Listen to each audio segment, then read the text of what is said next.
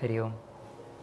എല്ലാ സാധകർക്കും ഒരിക്കൽ കൂടി മീ ടു മീ മെഡിറ്റേഷൻ ചാനലിൻ്റെ മറ്റൊരധ്യായത്തിലേക്ക് സ്വാഗതം. ശാന്തതയുടെ മൂലകാരണം എവിടെയാണ്? ശാന്തതയെ അറിഞ്ഞവർക്കറിയാം ശാന്തത പുറത്താണോ അകത്താണോ നിലനിൽക്കുന്നതെന്ന്. മനസ്ഥിതി മാറിയാൽ പരിസ്ഥിതി മാറും എന്നൊരു ചിന്ത ഇവിടെ പ്രാധാന്യം അർഹിക്കുകയാണ്. ശാന്തതയെ അറിഞ്ഞവർ ഒരു പുഴയുടെ ഒഴുക്കുപോലെ സരളവും ശാന്തവും ആയിരിക്കും അവരുടെ ഒരു ജീവിതം എന്ന് പറയുന്നത്. അവധൂജിയുടെ ശൂന്യമായ വാക്കുകൾ എന്ന ഈ ചിന്തയെ മനനം ചെയ്തുകൊണ്ട് നമുക്കിന്നത്തെ സത്സംഗത്തിലേക്ക് കടക്കാം. ഇന്ന് നമ്മൾ എത്തിച്ചേർന്നിരിക്കുന്നത് കന്യാകുമാരി ജില്ലയിലെ തക്കലയിലാണ്. ഇന്ന് നമ്മൾ പരിചയപ്പെടാൻ പോകുന്ന വ്യക്തിത്വം നമുക്ക് എല്ലാവർക്കും സുപരിചിതനാണ്. വളരെ ശ്രേഷ്ഠമായിട്ടുള്ളൊരു വ്യക്തിത്വം തന്നെയാണ്. അദ്ദേഹത്തെ നമ്മളെല്ലാവരും യൂട്യൂബിലൂടെയും അദ്ദേഹത്തിൻ്റെ ടീച്ചിങ്സിലൂടെയും എല്ലാം നമുക്ക് സുപരിചിതനാണ്. വർഷങ്ങളായിട്ട് അദ്ദേഹം അനുഷ്ഠിക്കുന്ന ഒരു സാധനാ മാർഗത്തെ തൻ്റെ ജീവിതചര്യയാക്കി സമൂഹത്തിന് പ്രയോജനം വരണം, അല്ലെങ്കിൽ അതിലൂടെ കുറേയേറെ സാധകരിലേക്ക് എത്തിക്കുക എന്നുള്ള ഒരൊറ്റ ലക്ഷ്യം തന്നെയാണ് അദ്ദേഹത്തിൻ്റെ ജീവിതത്തിലുടനീളം അദ്ദേഹം പകർത്തിക്കൊണ്ടുവന്നത്. അദ്ദേഹത്തിൻ്റെ പേര് ശ്രീ ബ്രഹ്മാനന്ദഗിരി സ്വാമികൾ എന്നാണ്. നമുക്ക് അദ്ദേഹത്തെ നമ്മുടെ സത്സംഗത്തിലേക്ക് സ്വാഗതം ചെയ്യാം. നമസ്തേ സ്വാമിജി. സ്വാമിജി, അങ്ങയുടെ ബാല്യവും അങ്ങ് എങ്ങനെയാണ് ഈ ആധ്യാത്മിക മേഖലയിലേക്ക് കടന്നു വന്നതെന്നൊന്ന് സാധകർക്ക് അറിയാൻ താല്പര്യമുണ്ടാവും, ഒന്ന് വിവരിക്കാമോ? അത് നമ്മുടെ ശരിക്ക് വന്നാൽ ഞങ്ങളുടെ കുടുംബ പാരമ്പര്യം എന്ന് പറയുന്നത് നമ്മുടെ അച്ഛൻ്റെ അച്ഛൻ ഞങ്ങളുടെ പാരമ്പര്യം അത്രയും ആത്മീയ പാരമ്പര്യമാണ്. എന്ന് പറഞ്ഞാൽ അവർ പിന്നെ ശാസ്ത്രീയ രീതിയിൽ ഇപ്പോഴാണ് അറിയപ്പെടുന്നതെങ്കിലും പണ്ട് ശാസ്ത്രീയ അല്ലാത്ത ശാസ്ത്രീയ രീതിയാണ്. അങ്ങനെ അവർ ആത്മീയമായിട്ട് ഭക്തിമാർഗമായാലും യോഗമാർഗമായാലും ധ്യാനമാർഗമായാലും ആ വഴിയിൽ കൂടിയാണ് അവർ വരുന്നത്. അപ്പോൾ അതിൻ്റെ പരമ്പരയിലാണ് ഞാനും വന്ന് ചേരുന്നത്. അപ്പം കാരണം എന്ന് പറഞ്ഞാൽ ഇവിടെ ഈ അടുത്തിരിക്കുന്ന പന്നിപ്പാം ശിവക്ഷേത്രം, ആ ശിവക്ഷേത്രത്തിലാണ് ഞങ്ങളുടെ കുടുംബത്തിലുള്ള ഞങ്ങളുടെ വരുമാനവും എല്ലാം അവിടെയാണ്. അപ്പോൾ അവിടെ നിന്ന് എൻ്റെ ആദി കുലദൈവം എന്ന് പറയുന്നത് ശിവനാണ്. അപ്പം ശിവനെ ഉപാസിക്കുന്നു. അതിനടുത്ത അപ്പുറത്താണെങ്കിൽ വിഷ്ണുവുണ്ട്, കൃഷ്ണൻ എന്ന് പറഞ്ഞത്. കാരണം ഇതെല്ലാം എൻ്റെ കുടുംബത്തിലുള്ള ദേവതകളാണ്. അപ്പോൾ അങ്ങനെ ആ ദൈവീകപരമായിട്ടാണ് വരുന്നത്. പിന്നെ അതൊന്ന് രണ്ടാമത് വരുന്നത് പിന്നെ ഒരു 2.5 വയസ്സ് തൊട്ട് 2.5 വയസ്സിൽ നിന്നാണ് എനിക്ക് ഇവിടെ ഇരിക്കുന്ന ഈ കാളി എനിക്ക് എൻ്റെ കൂടെ വരുന്നത്. അത് കാളി എന്ന് അറിയുന്നത് തന്നെ എൻ്റെ 10ാം സ്റ്റാൻഡേർഡ് തൊട്ടാണ് ഞാൻ അറിയുന്നത്. അപ്പോൾ അതിന് മുമ്പ് വന്നിട്ട് എൻ്റെ കൂടെ ഒരു കൊച്ച് എൻ്റെ കൂടെ ഉണ്ടായിരിക്കും. അപ്പം എൻ്റെ 2.5 വയസ്സിൽ എൻ്റെ കൂടെ ഒരു കൊച്ചുണ്ട്. ഞാനും അവർ സംസാരിക്കും, നമ്മൾ അങ്ങനെ ജാളിയായി നടക്കും. ഇതൊക്കെ നടന്നിരുന്നു. ഞാൻ വലുതാകുന്നതനുസരിച്ച് അത് വലുതായിക്കൊണ്ടിരുന്നു. അപ്പോൾ 10ാം സ്റ്റാൻഡേർഡിലാകുമ്പോൾ 10ാം സ്റ്റാൻഡേർഡ് ലെവലിലുള്ള കൊച്ചായിരിക്കും. പിന്നെ അവസാനം ഞാൻ PUC പഠിക്കുന്ന സമയത്ത്, അന്ന് PUC ആണുള്ളത്, ഇന്ന് ഹയർ സെക്കൻഡറി, അന്ന് PUC ആണ്. അപ്പോൾ PUCയിൽ സ്കാട്ട് ക്രിസ്ത്യൻ കോളേജിലാണ് പഠിച്ചിട്ടുള്ളത്. അപ്പോൾ അവിടെ ഞാൻ പഠിക്കുന്ന സമയത്ത് ആ സമയത്താണ് എനിക്ക് ആദ്യത്തെ ഗുരു കിട്ടുന്നത്. സ്വാമി ഉമേഷ് ചന്ദ്രജിയാണ് എൻ്റെ ഗുരുനാഥനായിട്ട് കിട്ടുന്നത്. അപ്പോൾ അദ്ദേഹം രാംതീർത്ഥ യോഗാശ്രമത്തിലെ സന്യാസിയാണ്. അങ്ങനെ സന്യാസി എന്നല്ല, ഗൃഹസ്ഥാശ്രമം പ്ലസ് സന്യാസം രണ്ടും കൂടെ മിക്സ് ചെയ്താണ്, കടയോഗിയാണ്. അപ്പോൾ അവരിൽ നിന്ന് യോഗ നമ്മൾ പഠിക്കുന്നു. അപ്പോൾ ഞങ്ങൾ കുറേ പിള്ളേർ എൻ്റെ കൂടെ നടക്കുന്ന 2-3 ആൾ പയ്യന്മാരുണ്ട്, അവരും കൂടെ ചേർന്നാണ് ഇത് പഠിക്കുന്നത്. അപ്പോൾ ദീക്ഷ എടുക്കാൻ പോകുന്ന സമയത്ത് തട്ടിൽ പൂവും പഴമൊക്കെ വെച്ച് ദീക്ഷ എടുക്കാൻ പോകുന്ന സമയത്ത് ആദ്യം അദ്ദേഹം നോക്കി ചിരിക്കുകയാണ്. ചിരിച്ചിട്ട് പറഞ്ഞു, നിൻ്റെ കൂടെ നിൻ്റെ അമ്മയുണ്ടല്ലോ, പിന്നെ ഞാൻ ഇവിടെ ദീക്ഷ ചെയ്തിട്ട് വല്ല പ്രയോജനമുണ്ട്. അപ്പോൾ അവിടെ തന്നെ എനിക്ക് അപ്പോഴാണ് ഞാൻ ഒളിച്ചു വെച്ചെന്ന ഒരു സാധനം. കാരണം എൻ്റെ വീട്ടിൽ പിന്നെ അച്ഛനും അമ്മയ്ക്ക് പോലും പിന്നെ ഞാനും ഇവരുമായിട്ട് സംസാരിക്കുമ്പോൾ അവർ പോലും പറയും ഈ വട്ടാണെന്നാണ് പറയുന്നത്. കാരണം അവർക്ക് ഇവരെ പുള്ളിയെ കാണുമില്ല. ചില സമയത്ത് അമ്മയ്ക്ക് അടിയൊക്കെ കിട്ടിയിട്ടുണ്ട്. കാരണം വട്ടാണെന്ന് പറയുന്ന സമയത്ത് ഈ അമ്മ പോയി ഒരു അടി കൊടുക്കുന്നുണ്ട്. ഇങ്ങനെയൊക്കെ അടി കിട്ടുന്ന സമയത്ത് പിന്നെ അവർ ഈ സംസാരങ്ങളൊക്കെ മാറ്റി കഴിഞ്ഞു. അത് പിന്നെ ആ ചാപ്റ്ററിലേക്ക് ഇല്ല. പിന്നെ അങ്ങനെ നമ്മൾ ഭയങ്കര സന്തോഷമായിട്ട് യാത്ര ചെയ്യുന്ന സമയത്താണ് എനിക്ക് ഒരു ഗുരുവിനെ കാളി എനിക്ക് കൊണ്ടുതരുന്നത്. ആദ്യമായിട്ട് എനിക്ക് ഗുരുവിനൊക്കെ തരുന്നത് ഈ കാളി തന്നെ. കാരണം രാമകൃഷ്ണ പരമഹംസന് തോതാപുരിയെ എങ്ങനെ കാളി കൊണ്ട് കൊടുക്കുന്നു അതേ സംഭവം തന്നെ ഇതിൽ വരുന്നത്.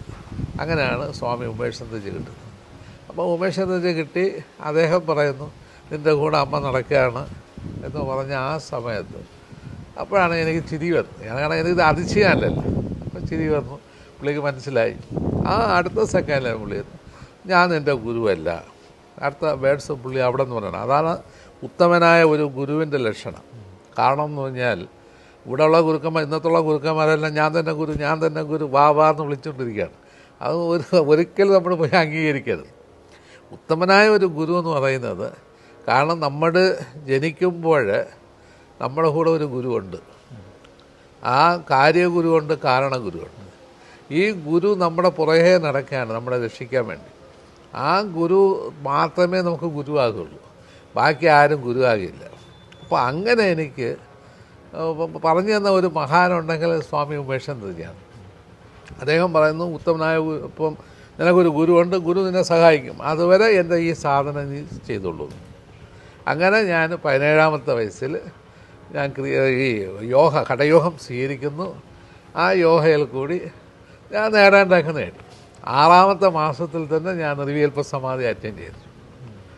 അപ്പം അപ്പോഴും എനിക്ക് അമ്മ കൂടെ വന്നിട്ട് ആ വഴി കാണിച്ചു തരണം. ഇന്ന വഴിപ്പോ എന്ന് കാണിച്ചു തരുന്നു. ഇന്നും കാണിച്ചു തന്നുകൊണ്ടിരിക്കുന്നു. അത് വേറൊരു സംഭവം. പിന്നെ ഞാൻ കാണുന്നത് ഈ ആ സമയത്ത് എനിക്ക് ധ്യാനിക്കുന്ന സമയത്ത് എനിക്ക് കിട്ടുന്ന വിഷൻ വന്നിട്ട് ബാബാജിയുടെ വിഷനാണ്.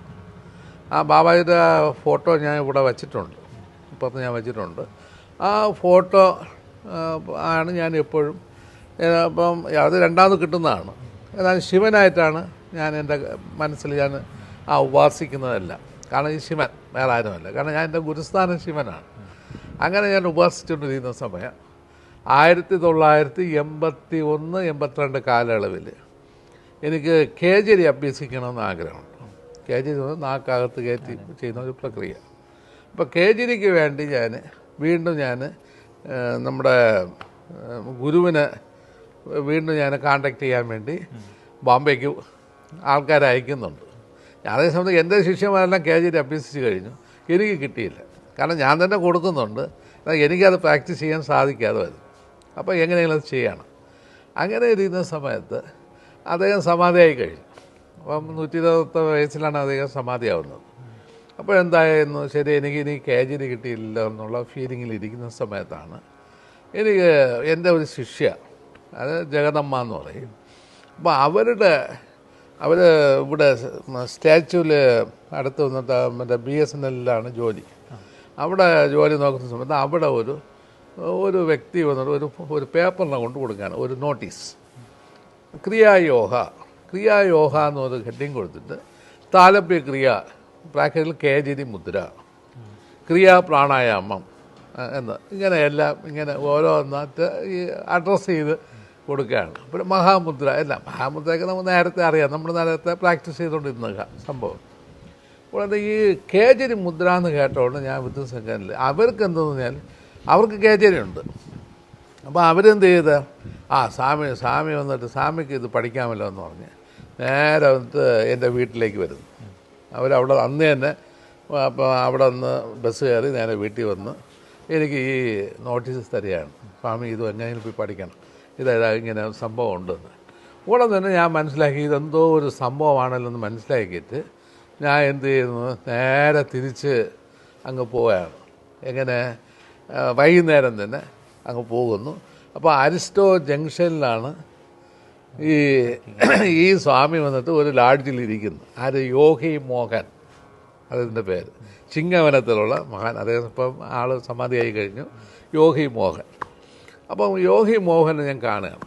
അദ്ദേഹം അദ്ദേഹത്തിന് നമസ്കരിക്കുമ്പം അദ്ദേഹം തന്നെ ആദ്യം ഈ കതവ് തുറക്കുന്ന സമയം, അതായത് അങ്ങയുടെ ആ ലാഡ്ജ് മുറി തുറക്കുന്ന സമയത്ത് അതിനകത്ത് അങ്ങനെ ഒരു വലിയൊരു ഫോട്ടോ വെച്ച് അവിടെ പൂവെല്ലാം വെച്ച് വിളക്കെല്ലാം കത്തിച്ച് വെച്ചിരിക്കുകയാണ്. ഞാൻ നോക്കിയ സെക്കൻഡ് ഞാൻ ഇങ്ങനെ അതിശയിച്ച് നിൽക്കുകയാണ്. കാരണം എനിക്ക് ഇന്ന് ഇതുവരേക്കും ബാബാജിയെക്കുറിച്ച് അറിഞ്ഞേ കൂട്ടാം. അപ്പോൾ അന്ന് ആ സംഭവം അങ്ങനെയാണ്. അപ്പോൾ ഞാൻ നോക്കിയിട്ട് പറഞ്ഞു ഇദ്ദേഹം ആരാണെന്ന് ചോദിച്ചു. ഫസ്റ്റ് ഓഫ് ഓൾ ചോദിച്ച ചോദ്യം അതാണ്. അത് ബ്രഹ്മാനന്ദ അതിനൊക്കെ അറിഞ്ഞുകൊണ്ടേ ഇദ്ദേഹമാണ് മഹാവതാർ ബാബാജി. അപ്പോൾ ഞാൻ അവിടെ ഇരുന്ന് ശരിക്ക് കരയാൻ തുടങ്ങി. അപ്പോഴദ്ദേഹം ഇങ്ങനെ തട്ടിയിട്ട് പറഞ്ഞു എന്തിന് കരയുന്നത്? അപ്പം അത് സ്വാമി ഇത് എത്രയോ കാലം കൊണ്ട് ഞാൻ കാണുന്ന ഒരു മെഡിറ്റേഷനിൽ കാണുന്ന രൂപമാണെന്നായി. അപ്പോൾ അദ്ദേഹം പറഞ്ഞു ശരി അപ്പം തന്നെ നീ ക്രിയായോഗിയാണ്, നീ ക്രിയായോഗയിലാണ്. അപ്പോൾ ആ സെക്കൻഡിൽ ഞാൻ ഉടനെ അവിടെ സങ്കല്പിക്കുകയാണ്. വേറെ ഒന്നുമല്ല, നീയാണ് എൻ്റെ കൂടെ വന്നത്, നീയാണ് എൻ്റെ ഗുരു, എനിക്ക് ലോകത്ത് ഒരു ഗുരുവിൻ്റെ ആവശ്യമില്ല എന്ന് സങ്കല്പിച്ചപ്പോൾ ഞാൻ ക്രിയായോഗയിൽ ചേരുകയാണ്. അപ്പോൾ അങ്ങനെയാണ് ഞാൻ ക്രിയായോഗയ്ക്ക് വരുന്നത്. പിന്നെ കടയോഗം പ്ലസ് ക്രിയായോഗം ഇതാണ് ഞാൻ പ്രാക്ടീസ് ചെയ്യുന്നത്. കാരണം ഒരിക്കലും ഞാൻ ഉമേഷ് ചന്ദ്രജിയെ ഉപേക്ഷിക്കുകയില്ല, ബാബാജിയെ ഉപേക്ഷിക്കില്ല. കാരണം രണ്ടുപേരും എനിക്ക് ആവശ്യമുണ്ട്. അപ്പോൾ അങ്ങനെ ഞാൻ പ്രാക്ടീസ് ചെയ്താണ് ഇന്ന് ഇതുവരെയ്ക്ക് നിങ്ങളുടെ മുമ്പ് എത്തിയത്. അതെ സ്വാമിജി, ക്രിയായോഗ എന്താണെന്ന് സാധുക്കർക്കൊന്ന് വ്യക്തമാക്കാം. അതായത് ക്രിയായോഗം വളരെ സീക്രട്ടാണ്, അത് വെളിയിൽ അതിൻ്റെ ടെക്നിക്സ് ഒന്നും പറയില്ല. പിന്നെ അതേ സമയത്ത് അതിൻ്റെ ഒരു രൂപം പറഞ്ഞു തരാം. രൂപം എങ്ങനെയെന്ന് പറഞ്ഞാൽ നമ്മുടെ ഇവിടെ 5 വസ്തുക്കൾ എപ്പോഴും നമുക്ക് അനാദിയാണ്. അനാദി എന്ന് പറഞ്ഞാൽ അത് എൻലെസ്സാണ്, അത് ഒരിക്കലും നശിക്കാത്ത വസ്തുക്കളാണ്. 5 എണ്ണമുണ്ട്. അതിലൊന്ന് പരമാത്മാവ്, അത് ബ്രഹ്മം എന്ന് തന്നെ പറയും. രണ്ടാമത്തായിട്ട് വരുന്നത് ഞാൻ, ഐ എന്ന് പറഞ്ഞത് ഞാനും. അതാണ് ഓം പൂർണ്ണമത പൂർണ്ണാമിതം പൂർണ്ണാത് പൂർണ്ണമുദക്ഷ്യതി പൂർണ്ണസ്യ പൂർണ്ണമതായ പൂർണ്ണമേവ അവശിഷ്യത എന്ന് പറഞ്ഞിട്ടുള്ളതിൻ്റെ അർത്ഥം. അതായത് പൂർണ്ണത്തിൽ നിന്നാണ് പൂർണ്ണം വന്നത്. അപ്പം ഞാൻ പൂർണ്ണനാണ്, ഞാൻ പൂർണ്ണത്തിൽ നിന്ന് പൂർണ്ണനായി വരുന്നു, പൂർണ്ണത്തിൽ നിന്ന് തന്നെ പൂർണ്ണം അവശേഷിക്കുന്നു. അങ്ങനെ ആ മീനിങ്ങിലാണ് വരുന്നത്. അപ്പം പൂർണ്ണമതായ പൂർണ്ണമേവ അവശിഷ്യത, പൂർണ്ണത്തിൽ നിന്ന് വീണ്ടും പൂർണ്ണമായി തന്നെ നിൽക്കും. അതേപോലെ ഈ പരബ്രഹ്മത്തോടെ ബേസ് ചെയ്താണ് ആത്മാവും അതേപോലെ ബേസ് ചെയ്താണ് നിൽക്കുന്നത്. രണ്ടും ഒരു ഈക്വലാണ്. പിന്നെ അതുപോലെ തന്നെ ആകാശം വന്നിട്ട് പൂർണ്ണമാണ്, അത് ഈതർ എന്ന് പറയും, അത് പൂർണ്ണമാണ്. വാക്യൂം എന്ന് പറയും. വാക്യൂം എന്ന് പറഞ്ഞാൽ അതിനകത്ത് എനർജി എല്ലാം ഉണ്ട്, എല്ലാ ശക്തിയും അതിനകത്തുണ്ട്. ശൂന്യം എന്ന് പറയും, മഹാശൂന്യം എന്നാണ് അതിന് പറയുന്നത്. മഹാശൂന്യം വന്നിട്ട് അതും ബ്രഹ്മം തന്നെ. അടുത്തത് വരുന്നത് വായു, അതിൻ്റെ തൊട്ടടുത്ത് വരുന്ന വായുവാണ്. വായുവും അതിൻ്റെ ആറ്റവും വന്നിട്ട്, വായു എന്ന് പറഞ്ഞാൽ അതായത് ഈ അന്തരീക്ഷത്തോടു കൂടി ബന്ധപ്പെട്ടാണ് നിൽക്കുന്നത്. അതും പൂർണ്ണതയാണ്, അതിന് ഒരിക്കലും അപൂർണത വരുന്നില്ല. അടുത്തതായിട്ട് വരുന്നത് അതിൽ നിന്നുണ്ടാകുന്ന ശക്തി, അരുൾ ശക്തി എന്ന് തമിഴിൽ പറയും. അതാണ് ശൈവ സിദ്ധാന്തത്തിൽ ഏറ്റവും വിശേഷമായി പറയുന്നത്, അരുൾ ശക്തി എന്ന് പറയും. ഇതിനെയാണ് നമ്മളിവിടെ പറയുന്ന കുണ്ടലിനി എന്ന് പറയുന്നത്. ഇതെല്ലാം പൂർണ്ണമാണ്. അപ്പോൾ ഈ പൂർണ്ണത എന്ന് പറയുന്നത് ഒരു ആത്മാവ് ഭൂമിയിലേക്ക് വരുന്ന സമയം ഈ പൂർണ്ണതയും ഉൾക്കൊണ്ടാണ് വരുന്നത്. കാരണം ആത്മാവ് പൂർണ്ണമാണല്ലോ. അപ്പം പൂർണ്ണതയെ പൂർണ്ണമായിട്ടാണ് വരുന്നത്. കാരണം ആകാശത്തു നിന്നാണ് ഇത് വരുന്നത്. അപ്പോൾ ആകാശതത്വത്തിൽ നിന്ന് എടുത്തും കൊണ്ട്, പിന്നെ ആകാശതത്വത്തിൽ നിന്ന് വായു തത്വത്തിനെ കൊണ്ട്, വായു തത്വത്തിൽ നിന്ന് അഗ്നിയിലേക്ക് കൊണ്ട്, അഗ്നിയിൽ നിന്ന് നമുക്ക് പിന്നെ ജലത്തിലേക്ക് വന്ന്, ജലത്തിൽ നിന്ന് പൃഥ്വിയിലേക്ക് വരുന്നു. ഇങ്ങനെയാണ് ആ വരവ്. ഇതിനെല്ലാം ബേസ് ചെയ്ത് നിൽക്കുന്നത് ശക്തിയാണ്, എനർജിയാണ്. കാരണം ഈ എനർജി മൊമെൻറ്റിൽ കൂടിയാണ് ഇതത്രയും സംഭവിക്കുന്നത്. അങ്ങനെയാണ് ഒരു ജീവൻ നമ്മുടെ ഭൂമിയിലേക്ക് വരുന്നത്. അതുപോലെ തിരിച്ചു പോകുന്നത് ഇതുപോലെ തന്നെ പോകാൻ സാധിക്കും. അതായത് മാറ്റർ, അത് കഴിഞ്ഞ് മോളിക്യൂൾ, അത് കഴിഞ്ഞ് അടുത്തത് വന്നിട്ട് ആറ്റം, പിന്നെ വന്നിട്ട് ആറ്റത്തിൽ നിന്ന് പരമാണുവിലേക്ക്. അങ്ങനെയാണ് അതിൻ്റെ പോക്ക്. ഒരു ജീവൻ, അപ്പം നിങ്ങളായാലും ശരി, ഞാനായാലും ശരി, പട്ടിയായാലും ശരി, പൂച്ചയായാലും ശരി, ആരായാലും ശരി, പോകണമെങ്കിൽ ഇങ്ങനെ പോയെങ്കിലേ സാധിക്കുള്ളൂ. അപ്പോൾ അതുപോലെ നമ്മൾ തിരിച്ച് വന്നതുപോലെ തിരിച്ചു പോകുന്ന പ്രക്രിയയാണ് ഇവിടെ ആത്മീയം എന്ന് പറയുന്നത്. പിന്നെ എപ്പോഴും നമ്മുടെ നിലനിൽക്കുന്നത് ഒരു ജീവൻ ശരീരത്തിലേക്ക് വന്നു കഴിഞ്ഞാൽ ആ ജീവൻ എപ്പോഴും നിലനിൽക്കുന്ന ഒരു ഭാഗമുണ്ട്. ആ ഭാഗം ഈതറിക് ഭാഗം എന്ന് പറയും. അതിനെ നമ്മുടെ പീനൽ ഗ്ലാൻഡ് എന്നോ എന്തൊക്കെ വേണമെങ്കിൽ പേരിടാം. അതൊന്നും അതിൻ്റെ അർത്ഥമേ അല്ല. അപ്പോൾ ആ സൈഡിൽ അതിൽ നിന്നും കൊണ്ടാണ് ഈ മനോമയ കോശത്തിനെ ആക്ടിവേറ്റ് ചെയ്യുന്നത്. അപ്പോൾ മനോമയ കോശത്തിനെ ആക്ടിവേറ്റ് ചെയ്തിട്ട് പിന്നെ അത് ഇൻ്റലക്റ്റുമായിട്ട് വർക്ക് ചെയ്താണ് പിന്നെ ഇന്ദ്രിയങ്ങളുമായിട്ട് കണക്ട് ചെയ്യുന്നത്. ഇന്ദ്രിയവുമായിട്ട് കണക്ട് ചെയ്യുമ്പോൾ മൂലാധാരം, സ്വാധിഷ്ഠാനം, മണിപൂരം, അനാഗതം, പിന്നെ ആജ്ഞ, ഈ ഭാഗം വരയ്ക്കുള്ള ഭാഗം എന്ന് പറഞ്ഞാൽ നമ്മുടെ പൃഥ്വി, ജലം, അഗ്നി, വായു, ആകാശം. എന്നാൽ ആകാശത്തിൽ നിന്നും കൊണ്ടാണ് ഈ ജീവൻ എന്ത് ചെയ്യുന്നത്, ഈ മറ്റുള്ള 4 തലങ്ങളെയും ആക്ടിവേറ്റ് ചെയ്യുന്നത്. ഇത് അങ്ങനെ ആകുമ്പോഴാണ് പിണ്ടത്തിൽ കിടന്ന് അത് എന്താണ് തന്നെ മറന്നും കൊണ്ട് നിൽക്കുന്ന ഒരവസ്ഥയാണ് നമ്മളിപ്പോഴെന്താണ് തന്നെ മറന്നുകൊണ്ട് നിൽക്കുന്ന അവസ്ഥ. അതുകൊണ്ട് അത് ചലനമായി. ഇപ്പോൾ ചലിക്കാതെ ഒരിക്കലും മൂവ്മെൻ്റ് ഇല്ലാതെ ഒരിക്കലും ഇവിടെ നിലനിൽപ്പില്ല. അപ്പോൾ യോഗ എന്ത് പഠിപ്പിക്കുന്നു പറഞ്ഞാൽ നിൻ്റെ മൂവ്മെൻറ്റിനെ മാറ്റുന്നു പറഞ്ഞു. ചിത്തവൃത്തി നിരോധ എന്ന് പറയാൻ കാരണം നിൻ്റെ മൂവ്മെൻറ്റിനെ നീ മാറ്റ്, വേറെ ഒന്നുമല്ല. ഇവിടെ മൂവ്മെൻറ്റിനെ മാറ്റാൻ വേറെ എന്ത് ചെയ്യണം? നിങ്ങൾ വെറുതെ ഇരുന്നാൽ മതി, അത് നിങ്ങളെ കൊണ്ട് എത്തിക്കേണ്ടത് എത്തിച്ചോളും. നമ്മുടെ ഇവിടെ കിടന്ന് ഓരോ വേഷങ്ങൾ കെട്ടിക്കൊണ്ടെന്ന് ഒരർത്ഥവുമില്ല. അപ്പം നമ്മൾ വെറുതെ ഇരിക്കുക. വെറുതെ ഇരിക്കാനുള്ള മീനിങ് എന്താണ്? ഇവിടെ ഒരു യോഗയുടെ ആവശ്യം പോലും ഇല്ല എന്നാണ് ശരിക്കും സാധകന്മാർ പറയുന്നത്, നല്ല സാധകന്മാർ. എന്നാൽ ഇവിടെ എന്താണെന്ന് പറഞ്ഞാൽ ഇവിടെ കുറേ പ്രയത്നങ്ങളൊക്കെ നമ്മൾ കാണിച്ചുകൊണ്ടിരിക്കുക. ആ ശ്വാസം, ഈ യോഗ, മറ്റേ യോഗ, മറിച്ച യോഗ. ആക്ച്വലി ഒരു കാരണം എന്താണ്? നിങ്ങളുടെ പ്രകൃതി തന്നെ, കാരണം ഈ പഞ്ചഭൂതങ്ങളെ സ്വീകരിച്ച പ്രകൃതി തന്നെ ആത്മാവിനെ വിടർത്താനുള്ള എല്ലാ കപ്പാസിറ്റിയും കൊടുത്താണ് വിട്ടിട്ടുള്ളത്. കാരണം നമ്മൾ ഉണ്ടാക്കിയതാണ്. അപ്പോൾ ഉണ്ടാക്കിയ വസ്തുവിൽ നിന്ന് വിടുതലടയാൻ നമുക്ക് തന്നെ സാധിക്കും. പിന്നെ എന്തുകൊണ്ട് സാധിക്കുന്നില്ല എന്ന് പറഞ്ഞാൽ നമ്മുടെ ഈഗോ നമ്മൾ വിടുന്നില്ല. ആ ഈഗോ എവിടെ വരുന്നു? മനസ്സാണ് അവിടെ. അപ്പോൾ മനസ്സും ഇൻ്റലക്റ്റും കൂടെ ചേർന്നാണ് ഈ കുഴപ്പത്രയും ഉണ്ടാക്കിയത്. അപ്പോൾ അത് ഉണ്ടാക്കാതിരിക്കണമെങ്കിൽ മനസ്സിനെ ഫ്രീ ആയിട്ട് വിട്ടാൽ മതി. അതിനാണ് ഇവിടെ എല്ലാവരും മൗനമെന്നും മൗന ദീക്ഷ എന്നും ആനയെന്നും പൂനെയെന്നൊക്കെ പാടിയിട്ടുള്ളത്. അത് ആ ഒരു സിറ്റുവേഷനിൽ നമ്മൾ നിങ്ങളുടെ ഇരുന്നാൽ മതി. ആ മൗനത്തിൽ നിങ്ങൾ ഇരുന്ന് കഴിഞ്ഞാൽ നാച്ചുറലായിട്ട് നിങ്ങളുടെ എവിടെ എത്തണമോ എത്തിക്കൊള്ളും. അതിന് കാരണം എന്ന് പറഞ്ഞാൽ ഇപ്പോൾ മൗനം മനസ്സ് എപ്പോഴും ശൂന്യമായെന്ന് വെച്ചോളൂ, സീറോയിൽ വന്നു എന്ന് വെച്ചാൽ മനസ്സ് എപ്പോഴും സീറോ ആകുന്നു. ആ സെക്കൻഡിൽ ഇപ്പോൾ നിങ്ങളുടെ ബോധം വന്നിട്ട് എക്സ്പാൻഷൻ ആകാൻ തുടങ്ങും. ഒരു സാധന അതാണ്. മനസ്സ് സീറോ ആയി കഴിഞ്ഞാൽ നിങ്ങൾക്ക് ബ്രെയിൻ എക്സ്പാൻഷൻ ആകാൻ തുടങ്ങും. ഈ ബോധം എക്സ്പാൻഷൻ ആയി കഴിഞ്ഞാൽ പിന്നെ നിങ്ങൾക്ക് ഇവിടെ ഇരിക്കേണ്ട ആവശ്യമില്ല. അപ്പോൾ നിങ്ങളുടെ ശരീരത്തിൽ നിന്ന് നിങ്ങളുടെ അവിടെ നിന്ന് മാറാൻ തുടങ്ങും. കാരണം എന്താണ്? ഞാൻ ശരീരമല്ല എന്നുള്ള ആ ഒരു ആക്ഷൻ നമ്മളിലേക്ക് താനെ ഉണ്ടാകാൻ തുടങ്ങും. അവിടെ മനസ്സ് പ്രവർത്തിക്കുന്നത് കൊണ്ടാണ് ഞാൻ ശരീരം എന്നുള്ള ബോധം വരുന്നത്. അപ്പോൾ ഇവിടെ യോഗ എന്താണ് പഠിപ്പിക്കുന്നത്? അത് നിൻ്റെ ചിത്തത്തിനെ, അത് ചിത്തത്തിനെന്നുമല്ല, ചിത്തവൃത്തി എന്നാണ് പറയുന്നത്. ചിത്തവൃത്തിയെ നീ നിരോധിക്കുകയാണെങ്കിൽ, അല്ലെങ്കിൽ ഇല്ലാതെയാക്കുകയാണെങ്കിൽ, അല്ലെങ്കിൽ ശൂന്യമാക്കുകയാണെങ്കിൽ വിത്തിൻ സെക്കൻഡ് നീ അവിടെ നിന്ന് രക്ഷപ്പെടും. അപ്പം ഇവിടെ മെഡിറ്റേഷനുള്ള മീനിങ് എന്താണ്? നമ്മുടെ ഇവിടെ എന്ത് മെഡിറ്റേഷൻ ചെയ്താലും ബിഗ് സീറോ ആണ്. നിങ്ങളുടെ അവിടെ എന്താണ് വെറുതെ നോക്കിയിരിക്കൽ മാത്രമാണ് മെഡിറ്റേഷൻ. ടോട്ടൽ സൈലൻ്റ് എന്നത് പറയും. ടോട്ടൽ സൈലൻ്റ് ആയിരിക്കുക. അപ്പം യോഗയുടെ ഉദ്ദേശം എന്താണെന്ന് പറഞ്ഞാൽ നമ്മുടെ പൃഥ്വി തത്വത്തിലിരിക്കുന്ന എനർജിയെ, അതാണ് ക്രിയായോഗ, എനർജിയെ നേരെ ആകാശ തത്വത്തിലേക്ക് കൊണ്ട് ചേർക്കുക. ആകാശ തത്വത്തിലേക്ക് കൊണ്ട് ചേർക്കുന്ന സമയം അവിടെ നമുക്ക് ശൂന്യമാകും. അപ്പോൾ മനസ്സ് ശൂന്യമാകും. അതുകൊണ്ടാണ് യഥമന തഥ പ്രാണ എന്ന് അവിടെ പതഞ്ജലി കൊടുത്തിട്ടുള്ളത്. അപ്പം മനസ്സ് എവിടെയാണോ അവിടെ പ്രാണനുണ്ട്. അതിൻ്റെ മീനിങ് മനസ്സിനെ കൊണ്ട് മാത്രമേ പ്രാണനെ ചലിപ്പിക്കാൻ സാധിക്കുകയുള്ളൂ. അപ്പോൾ പ്രാണൻ ചലിക്കണമെങ്കിൽ മനസ്സ് ചലിക്കണം, അല്ലെങ്കിൽ മനസ്സ് ചലിക്കണമെങ്കിൽ പ്രാണൻ ചലിക്കണം. ഈ രണ്ടും അവിടെ ചലനമുണ്ട്. മനസ്സ് ശൂന്യമാണെങ്കിൽ പ്രാണനും ശൂന്യമാകും, അവിടെ ചലിക്കില്ല. അപ്പോൾ അവിടെ എന്താണ്? ബോധം എക്സ്പാൻഷൻ ആകും. ആ ബോധം എക്സ്പാൻഷൻ ആയതുകൊണ്ടാണ് ഇവിടെ വേദം എന്താണ് പറഞ്ഞത്? പ്രജ്ഞാനം ബ്രഹ്മ, പ്രജ്ഞയാണ് ബ്രഹ്മം. അപ്പോൾ പ്രജ്ഞാനം ബ്രഹ്മ എന്നുള്ള മീനിങ് എന്താണ്?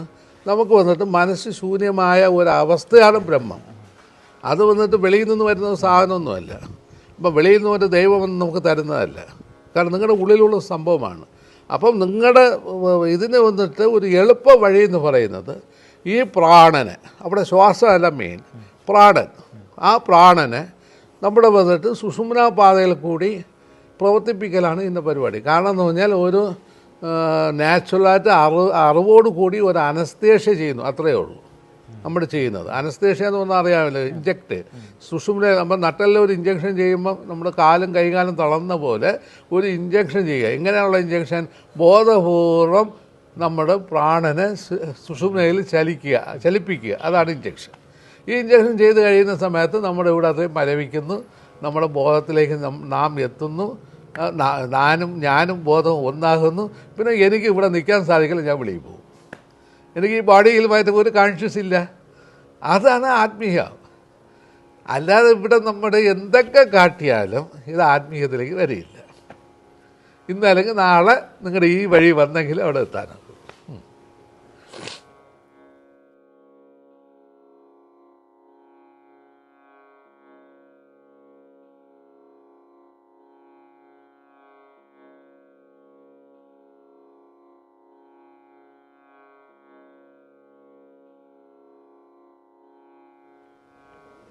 സ്വാമിജി, കുണ്ടലിനി ശക്തിയെ പറ്റി ഒന്ന് പറയാമോ? ഞാൻ എൻ്റെ ഭാഷയിൽ പറഞ്ഞാൽ ഇവിടെ ആരും കുണ്ടലിനി ഉണർന്നതായിട്ട് ചരിത്രമില്ല. അതായത് ലക്ഷങ്ങളിൽ ഒരാളിനെ ആ ശക്തി ഉണർന്നിട്ടുള്ളൂ.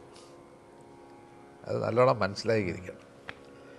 സെക്കൻഡ്ലി വന്നിട്ട് ഇവിടെ ആൾക്കാർ, ഇപ്പം ഞാൻ ഇന്നാരൊന്നും പറയില്ല, പൊതുവെ പറയുന്നത് ആൾക്കാർ പറയും ഞാൻ കുണ്ടലിനി ഉണർന്നു കഴിഞ്ഞു, എനിക്ക് ആനന്ദം കിട്ടി എന്നൊക്കെ പറയുകയാണെങ്കിൽ ഒരിക്കലും വന്നിട്ട് ഈ കുണ്ടലിനി ശക്തി എന്ന് പറഞ്ഞ സാധനം ആനന്ദമുള്ള സാധനമേ അല്ല. മനസ്സിലായി? ഇത് അനുഭവിച്ച ആത്മാക്കൾ നിറയെ ഉണ്ട്. അവരുടെ പേരൊക്കെ ഞാൻ പറഞ്ഞുതരാം. അതൊക്കെ നിങ്ങളുടെ വീണ്ടും ഇപ്പോൾ യൂട്യൂബിലൊക്കെ ഇറക്കിയിട്ടുണ്ട്. അവരൊക്കെ നിങ്ങൾ നോക്കി കഴിഞ്ഞാൽ നിങ്ങൾക്ക് മനസ്സിലാകും. കുണ്ടലിനി ശക്തി വന്നിട്ട് നിങ്ങളുടെ ഈ ശരീരത്തിനും അപ്പുറമായത്, ഞാൻ നേരത്തെ പറഞ്ഞ പോലെ നമ്മുടെ ഓരോ ഇതിനെ, അതായത് പൃഥ്വി, ജലം, അഗ്നി, വായു, ഇങ്ങനെയുള്ള തത്വങ്ങളെല്ലാം സ്വിച്ച് ഓഫ് ചെയ്യുന്ന സമയം നമ്മുടെ ബോഡിയിൽ തന്നെ ഒരു കെമിക്കൽ റിയാക്ഷൻ ഉണ്ടാകും. ആ കെമിക്കൽ റിയാക്ഷനെ ഒരാൾക്ക് താങ്ങാൻ സാധിക്കില്ല. മനസ്സിലായില്ലേ? ശരിക്കും വന്നിട്ട് നിറയെ ആൾക്കാർക്ക്, 90% ആൾക്കാർക്കും പെയിൻഫുൾ ഫീലിംഗാണ് ഉണ്ടായിട്ടുള്ളത്. വേദനാജനകമായിട്ടുള്ള സംഭവങ്ങളൊക്കെ വന്നിട്ടുണ്ട്. ഈവൻ രമണ മഹർഷി എടുത്താലും അദ്ദേഹം തന്നെ പറയുന്നത്, രമണ മഹർഷി തന്നെ പറയുന്നുണ്ട്, എനിക്കിങ്ങനെയൊക്കെ സംഭവിച്ചിട്ടുണ്ട്. പിന്നെ അദ്ദേഹം ശിഷ്യന്മാർ പേടിക്കാതിരിക്കാൻ വേണ്ടി അതൊക്കെ അങ്ങനെ മറച്ചു വെച്ചു. രാമകൃഷ്ണ പരമഹംസൻ പറഞ്ഞിട്ടുണ്ട്, അദ്ദേഹം എല്ലാം പബ്ലിക്കായി പറഞ്ഞിട്ടുണ്ട്. അങ്ങനെ ലൈവ് ഹിസ്റ്ററിയിൽ നിന്ന് അദ്ദേഹം പറഞ്ഞിട്ടുണ്ട്. കാരണം എന്ന് പറഞ്ഞാൽ എനിക്ക് ദേഹം കാന്തൽ അനുഭവപ്പെട്ടു, രാത്രി ഉറക്കമില്ലായ്മ, എന്നിട്ട് ഞാൻ കിടന്ന് നിലവിളിക്കാൻ തുടങ്ങി. എനിക്ക് ഈ ശരീരം താങ്ങാൻ നോക്കാതെ ഞാൻ ഗംഗയിൽ ചാടി മരിക്കാൻ പോയി എന്നൊക്കെ പല സംഭവങ്ങൾ അദ്ദേഹം പറഞ്ഞ ഇതുണ്ട്. അത് രാമകൃഷ്ണ വചനാമൃതം എടുത്ത് നോക്കിയാൽ അതിലത്തും കുറേ കാര്യങ്ങൾ പറഞ്ഞിട്ടുണ്ട്. അങ്ങനെ ലൈഫ് ഹിസ്റ്ററിയിലൊക്കെ കുറേ സംഭവങ്ങളുണ്ട്. കാരണം എന്ന് പറഞ്ഞാൽ ഇത് വന്നിട്ട് നമ്മുടെ നാച്ചുറൽ ബോഡിയിൽ നിന്ന് അൺനാച്ചുറലായിട്ട് വരുന്ന ചില സംഭവങ്ങൾ. അതിന് ഉദാഹരണം, ഇപ്പം കുണ്ടലിനി ഉണർന്നില്ല എന്ന് ആരാണ് നിങ്ങളുടെ അടുത്ത് പറഞ്ഞത്? ഇവിടെ എല്ലാവർക്കും കുണ്ടലിനി ഉണർന്ന് തന്നെ ഇരിക്കുന്നത്. ഭഗവാൻ കൃഷ്ണൻ ഗീതയിൽ സ്പഷ്ടമായി ഈ ഒരു ചാപ്റ്ററിനെ പറഞ്ഞിട്ടുണ്ട്. അതായത് ഈ അശ്വത്ഥത്തിനെ കുറിച്ച് പറഞ്ഞു, ഒരു മരത്തിനെ കുറിച്ച് അദ്ദേഹം പറയുന്നത്. അശ്വത്ഥം തലകീഴായി ഇരുന്ന ഒരു അശ്വത്ഥം പറഞ്ഞു. നമ്മുടെ അത് തന്നെ, നമ്മുടെ തലകീഴായുള്ള അശ്വത്ഥമാണ് നമ്മൾ. മറ്റെല്ലാം മരം നട്ടാൽ നമ്മൾ തറയുന്നത് മുകളിലോട്ട് നോക്കും. ഇത് നമ്മൾ തലകീഴായിട്ട് നിൽക്കുന്ന ഒരു അശ്വത്ഥമാണ്. അപ്പം നമ്മളുടെ അതിൻ്റെ റൂട്ട് എവിടെയാണ്? ബ്രെയിനാണ്. എന്നിട്ട് ആ എനർജി എങ്ങോട്ടാണ് വ്യാപിക്കുന്നത്? കീഴ്പോട്ടാണ് വ്യാപിക്കുന്നത്. മനസ്സിലായി? അപ്പം ലൗകികരായിട്ടുള്ള എല്ലാവർക്കും ഈ എനർജി ഉണ്ടോ ഇല്ലേ? അതിൽ മാറ്റമൊന്നുമില്ലല്ലോ. അതുകൊണ്ടാണ് ഇതിനെ ലൈഫ് കറണ്ട് എന്ന് മാത്രമേ പറഞ്ഞിട്ടുള്ളൂ. ഒന്ന്. സെക്കൻഡ് വന്നിട്ട് ഇതിനെ എങ്ങനെ പ്രൊമോഷൻ, അതായത് തിരിച്ച് റിവേഴ്സിൽ കൊണ്ടുവരണം. ഇപ്പം ഈ യോഗ എന്ത് ചെയ്യുന്നു പറഞ്ഞാൽ ഇത് റിവേഴ്സ് ഓർഡറിൽ കൊണ്ടുവരണം, അത്രയേ ഉള്ളൂ. ഈ എനർജിയെ റിവേഴ്സ് ഓർഡറിൽ കൊണ്ടുവന്ന് സ്റ്റോർ ചെയ്യുന്നതാണ് ഈ ടെക്നിക്ക്. കുണ്ടലിനി എന്ന് പറഞ്ഞ് പ്രത്യേകം ഒരു ദിവസം ഉണ്ടാകുന്ന സംഭവമല്ല. നിങ്ങൾ ഒരാൾ പറയുക എനിക്ക് പെട്ടെന്ന് ഒരു ദിവസം ഇങ്ങനെയെല്ലാം ചാടി കയറി എന്ന് പറഞ്ഞാൽ അത് വന്നിട്ട് ആരും വിശ്വസിക്കാനും പോകണില്ല, ഒന്നുമല്ല. ബൈ നാച്ചുറലായിട്ട് ഡെയിലി സംഭവിക്കുന്ന സംഭവമാണ്. ഉദാഹരണം, നിങ്ങൾ ഉറങ്ങുന്ന സമയത്ത് നിങ്ങളുടെ കുണ്ടലിനി എനർജി എവിടെ ഇരിക്കുന്നു? അതാണ് എൻ്റെ ചോദ്യം. ഞാൻ അങ്ങോട്ടൊന്ന് ചോദിക്കുകയാണ്, അതിന് ആൻസർ പറ. അറിയില്ല. അറിയില്ല. അറിയില്ല. നിങ്ങളുടെ ബ്രെയിനിലാണ് വരുന്നത്. നിങ്ങളുടെ സ്വപ്നാവസ്ഥയിലാണെങ്കിൽ നിങ്ങളുടെ വിശുദ്ധി ചക്രയിലായിരിക്കും, അതിൻ്റെ കീഴിലായിരിക്കും, അല്ലെങ്കിൽ അതിൻ്റെ കീഴ്പോട്ടുള്ള ചക്രയിലായിരിക്കും. സുഷുപ്തിയിൽ വരുന്ന സമയത്ത് നിങ്ങളുടെ ബ്രെയിൻ ചക്രയിൽ തന്നെ നിൽക്കും അത്. അപ്പോൾ ഈ എനർജി കംപ്ലീറ്റ് ആയിട്ട് ആ ഭാഗത്ത്, കാരണം നിങ്ങളുടെ ഒരു പാർഷ്യൽ ഡെത്താണ് ഈ ഉറക്കം എന്ന് പറയുന്നത്. അതുകൊണ്ടാണ് യോഗിമാർ ഇതിനെ തൂങ്കാമൽ തൂങ്കെന്ന് പറയും തമിഴിൽ. നിങ്ങളുടെ ഉറങ്ങാതെ ഉറങ്ങുക, അതാണ് സമാധി. തൂങ്കാമൽ തൂങ്ക്. അപ്പം സ്വാനനിദ്ര എന്നതിന് മലയാളത്തിൽ നല്ല ഭാഷയിൽ പറയും സ്വാനനിദ്ര. സ്വാനം എന്ന് പറഞ്ഞാൽ പട്ടി ഉറങ്ങുന്നത് എങ്ങനെയായിരിക്കും? അത് ഉറങ്ങിക്കിടക്കുമ്പോഴും ഒരു ചെറിയൊരു അനക്കം കേട്ടാൽ പെട്ടെന്നായിരിക്കും. അതേ ഉറക്കമാണ്. അത് ഉൾബോധത്തോടു കൂടി ഒരാൾ ഉറങ്ങുകയാണെങ്കിൽ ആ ഉറക്കം അതാണ്. ഇത് തന്നെ ഭഗവാൻ വിഷ്ണു വന്നിട്ട് അനന്തശയനം കാണിച്ചിട്ടുണ്ട്, വേറെ ഒന്നുമല്ല. അപ്പം ഈ സമാധി അറ്റൈൻ ചെയ്യുന്നതിൽ വേറെ എന്ത് സംഭവിക്കുന്നു? നമ്മുടെ എനർജി എന്ന് പറഞ്ഞാൽ ഈ ലൈഫ് കറണ്ട് ബ്രെയിനിലേക്ക് കൊണ്ടുവരുന്നതാണ് ഈ സംഭവം. കാരണം നമ്മുടെ അശ്വത്ഥം കീഴ്പോട്ടാണ്. അതിന് ഉദാഹരണം എന്ന് പറഞ്ഞാൽ, ഇപ്പം നിങ്ങളുടെ ഒരു ബാറ്ററി, ഈ ബാറ്ററി ചാർജ് ചെയ്യണം. അപ്പോൾ ഈ ശരീരമാകുന്ന ബാറ്ററി ചാർജ് ചെയ്യുന്നത് എപ്പോഴാണ് ചാർജ് ചെയ്യുന്നത്? അതും അറിഞ്ഞൂടാ. നിങ്ങളുടെ ഉറക്കത്തിലാണ് ചാർജ് ചെയ്യുന്നത്. അപ്പോൾ ചാർജ് ചെയ്യുമ്പോൾ മിഡിൽ ഓഫ് ബ്ലോങ്ക് വന്നിട്ട് ഓപ്പൺ ആയിരിക്കും. അവിടെ നിന്ന് ഇത് ചാർജിങ് എടുക്കും. ഇങ്ങനെ ചാർജ് എടുത്തു കഴിഞ്ഞിട്ട് ആ ചാർജിങ് കപ്പാസിറ്റിയോട് കൂടിയാണ് നിങ്ങൾ എന്ത് ചെയ്യുന്നത്? നിങ്ങളുടെ ലൈഫിനെ കൊണ്ടു നടക്കുന്നത്. അതുകൊണ്ടാണ് അശ്വത്ഥം കീഴ് നോക്കിയിരിക്കുന്നതെന്ന് അദ്ദേഹം പറഞ്ഞത്. മനസ്സിലായില്ലേ? നമ്മൾ വന്നിട്ട് കീഴ് നോക്കി ഒരു മരത്തിന് നോക്കിയാണ് നടന്നത്, അതല്ല, നമ്മുടെ തന്നെ. മനസ്സിലായില്ലേ? ഈ എനർജിയെ യോഗിമാരെന്ത് ചെയ്യുന്നു പറഞ്ഞാൽ ആവശ്യത്തിന് ഉപയോഗിക്കാനും മറ്റുള്ള സമയത്തിന് അതിന് സ്റ്റോർ ചെയ്ത് വയ്ക്കാനും അവർ പ്രാക്ടീസ് ചെയ്യുന്നു. അതെന്തെന്ന് പറഞ്ഞാൽ ഈ എനർജി മേൽപോട്ടാക്കി കൊണ്ടുവന്നു. ആ മേൽപോട്ടാക്കി കൊണ്ടുവരുന്നതാണ് ഈ ഇടത്തോ അതുപോലെയുള്ള ചില ചക്രാസിലോ ധ്യാനിക്കാൻ പറഞ്ഞത്. അവിടെ കോൺസെൻട്രേഷൻ കൊടുത്തുമുണ്ടായിരിക്കാൻ പറഞ്ഞു. ധ്യാനിക്കാൻ അവിടെ നാമം ജപിച്ചാൽ പോലും ഇവിടെ മോശം കിട്ടിയില്ല. അവിടെ എന്താണ്? അവിടെ വെറുതെ നോക്കിയിരുന്നാൽ മതി. ആ എനർജി കംപ്ലീറ്റ് എന്ത് ചെയ്യും? ഫോക്കസ് ചെയ്യാൻ തുടങ്ങും. അപ്പോൾ ആ എനർജി ബ്രെയിനിലേക്ക് വരാൻ തുടങ്ങും.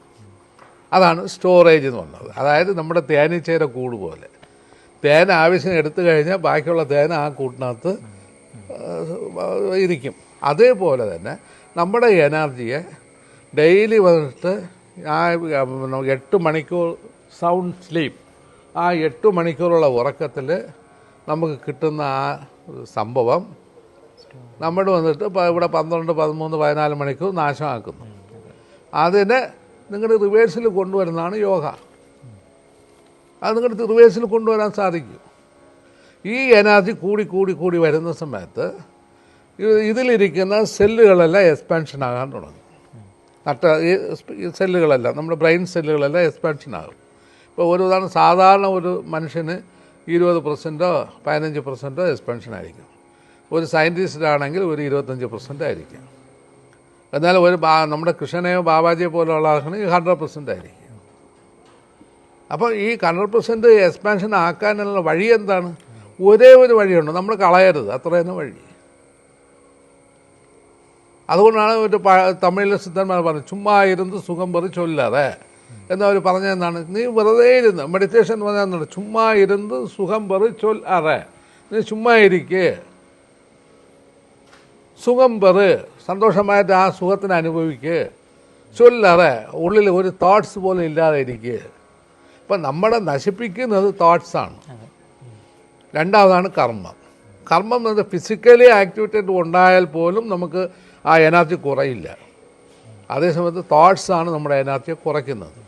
അപ്പോൾ ആ തോട്ട്സിനെ നിങ്ങളുടെ പരമാവധി കുറച്ച് വന്നു കഴിയുമ്പം ഓട്ടോമാറ്റിക്കലി ഈ ബ്രെയിനിലേക്ക് ഈ എനർജി പോകാൻ തുടങ്ങും. ഹൈ ലെവൽ നമ്മുടെ ആ എനർജി അവിടെ പോയി അറ്റൈൻ ചെയ്യാൻ തുടങ്ങും, അത് പോയി കയറും. അപ്പോൾ ഈ എനർജിയാണ്, ഈ എനർജി നമ്മുടെ ബോഡിയിലേക്ക് കയറാൻ തുടങ്ങുമ്പോഴാണ് നമ്മൾ സാധാരണ പറഞ്ഞാൽ ചക്രാസ് എല്ലാം ഓപ്പൺ ആകുമെന്ന് പറയുന്നത്. അതിനാണ് ഹരിനാമകീർത്തനത്തിൽ പച്ചക്കിളി പവിഴപാൽ വർണ്ണ മൊത്ത നിറയിച്ചിപ്പവർക്ക് ഷടാധാരം തുറന്ന ഹരി എന്ന് ഹരിനാമകീർത്തനത്തിൽ എഴുത്തച്ഛൻ പറഞ്ഞത്. പച്ച ഗ്രീൻ കളർ, അതിന് ഇവിടെ തമിഴ് സിദ്ധന്മാർ 7 തിരയെ പറയുന്നുണ്ട്. ക്ഷേത്രങ്ങളിൽ തിരയിട്ടാണ് പൂജിക്കുന്നത്. ഇവിടെ എന്താണ്, ആദ്യം കറുപ്പ് തിര, ബ്ലാക്ക്, ആദ്യം ഇരുളാണ് കാണുന്നത്. അപ്പോൾ നിങ്ങളുടെ ആദ്യം കണ്ണടച്ച് ഇരുട്ട് കാണും. അപ്പോൾ നിങ്ങളുടെ എനർജി ലെവൽ വന്നിട്ട് കീഴെ നോക്കി ഫോഴ്സായിട്ട് നിൽക്കും. എവിടെ? മൂലാധാരത്തിൽ ഫോഴ്സായി നിൽക്കും. അതാണ് ഇരുട്ട് കാണുന്നത്. നിങ്ങൾ വീണ്ടും വീണ്ടും നിങ്ങളുടെ ആ മെഡിറ്റേഷൻ ലെവൽ വരുന്ന സമയം ഈ ഇരുട്ട് ആയിരിക്കുന്ന എനർജി അടുത്ത സ്റ്റേജിലേക്ക് പോകും, പച്ചത്തിരയിലേക്ക് പോകും. പച്ചത്തിര എന്ന് പറയുന്നത് അത് ഗ്രീൻ കളറിലേക്ക് കാണാൻ തുടങ്ങും. അപ്പോൾ നിങ്ങളുടെ അടുത്ത ചക്രയിലേക്ക് നിങ്ങളുടെ ആക്ടിവേറ്റ് ആകാൻ തുടങ്ങി എന്നർത്ഥം. അതിൻ്റെ അർത്ഥം എന്താണ്? ഈ നിങ്ങളുടെ കുണ്ടലിനി എന്ന് പറഞ്ഞതും പ്രാണൻ എന്ന് പറഞ്ഞതും ഒന്ന് തന്നെ. അപ്പം സുഷുമ്ന വഴി ഇത് അടുത്ത ചക്രയിലേക്ക് അത് കയറുന്നു അർത്ഥം. അത് കഴിഞ്ഞ് പവിഴ നിറം റെഡ് കളർ. അപ്പം റെഡ് കളർ മണിപൂര ചക്രയിലുള്ളതാണ്. അപ്പോൾ അടുത്ത പറഞ്ഞ റെഡ് കളറിലേക്ക് നിങ്ങൾക്ക് ചുവന്ന കളർ നിങ്ങൾക്ക് കാണാൻ തുടങ്ങും. ഇതെല്ലാം സിംറ്റംസാണ്. ആ സിംറ്റംസ് എല്ലാം നമുക്ക് അനുഭവിക്കാൻ സാധിക്കും. അപ്പോൾ ആ റെഡ് കളർ നമുക്ക് കിട്ടിക്കഴിയുമ്പോൾ നമ്മുടെ ഈ ചക്രാസ് ഓപ്പൺ ആകും. ഇത് നമുക്ക് വെളിയിൽ പോയി വലിയ പുസ്തകങ്ങളൊന്നും പഠിക്കേണ്ട ആവശ്യമൊന്നുമില്ല. അത് കറക്റ്റായിട്ട് നമുക്ക് അനുഭവിക്കാൻ സാധിക്കും. അത് കഴിഞ്ഞിട്ട് ഹാർട്ട് ചക്രയിലേക്ക് വരും. ഹാർട്ട് ചക്രയിലേക്ക് വരുന്ന സമയത്ത് ഉടനെ അടുത്ത ഒരു കളർ നമുക്ക് കിട്ടും. നമുക്ക് വന്നിട്ട് ഈ ചുവപ്പ് കഴിഞ്ഞിട്ട് ഒരു മഞ്ഞ കളറിലേക്ക് കാണാൻ തുടങ്ങും.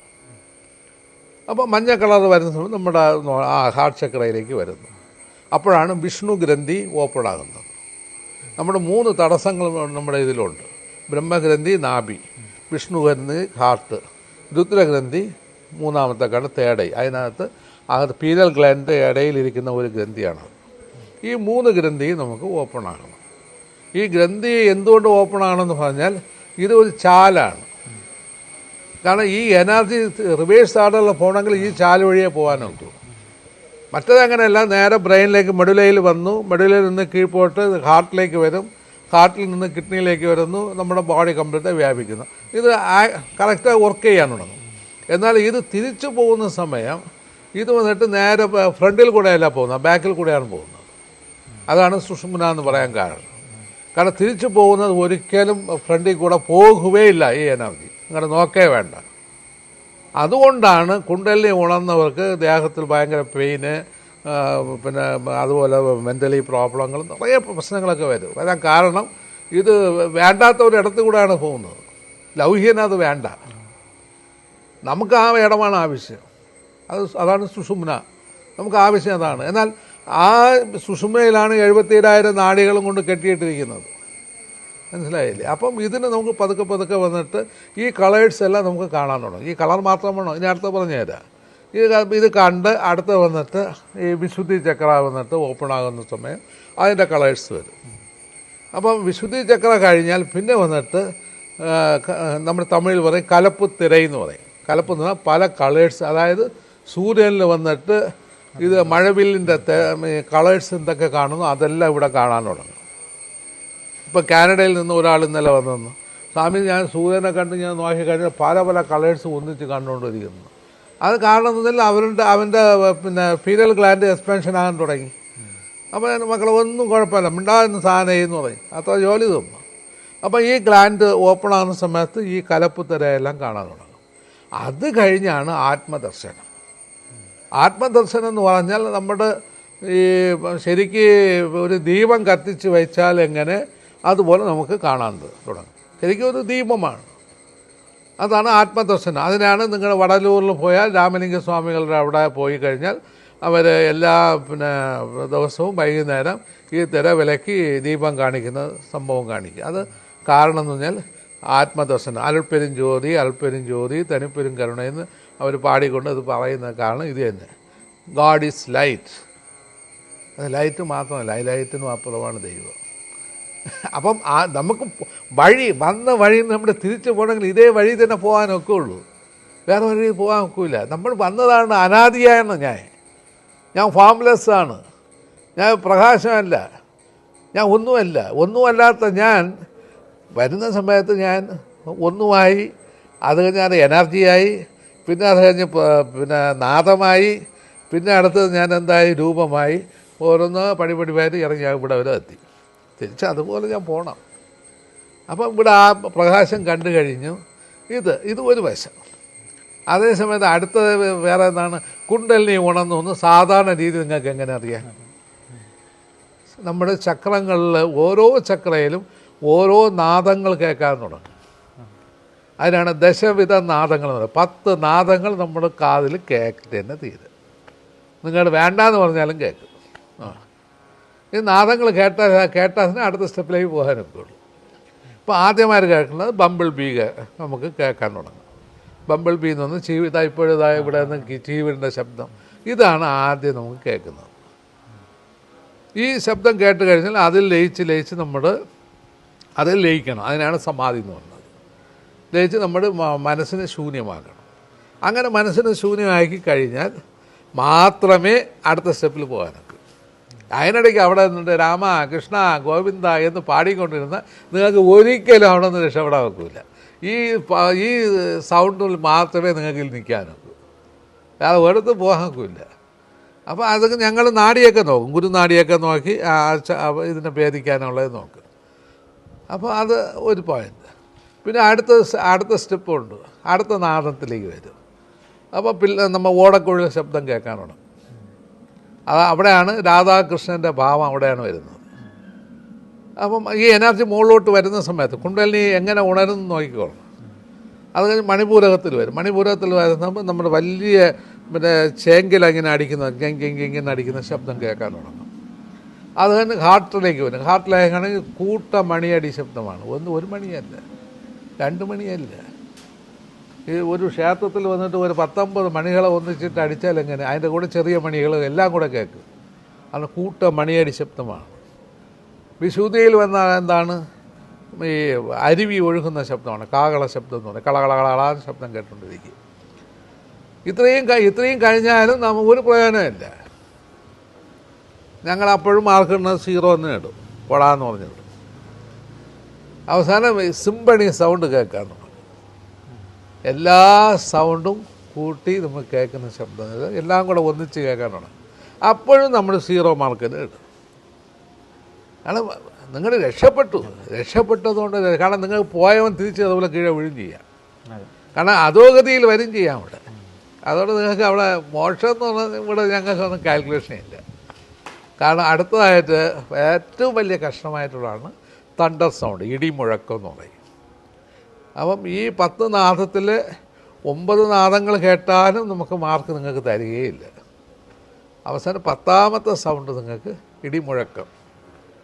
അതാണ് മോസസ് പറഞ്ഞിട്ടുണ്ട്, ഞാൻ ആ പിതാവിനെ കാണുന്ന സമയം ഇടിമുഴക്കവും മിന്നൽ പോലെയും കണ്ടു എന്നാണ് പറയുന്നത്. ആ ഇടിമുഴക്കുന്ന ശബ്ദമുണ്ടാണ് മിന്നൽ പോലെ കാണണം. അത് എല്ലാവരും പറഞ്ഞിട്ടുള്ള ഒരു സാധനം തന്നെ. ആ ഇടിമുഴക്കം കേൾക്കണം. ഇടിമുഴക്കം എപ്പോഴും കേട്ടുകൊണ്ടേയിരിക്കും.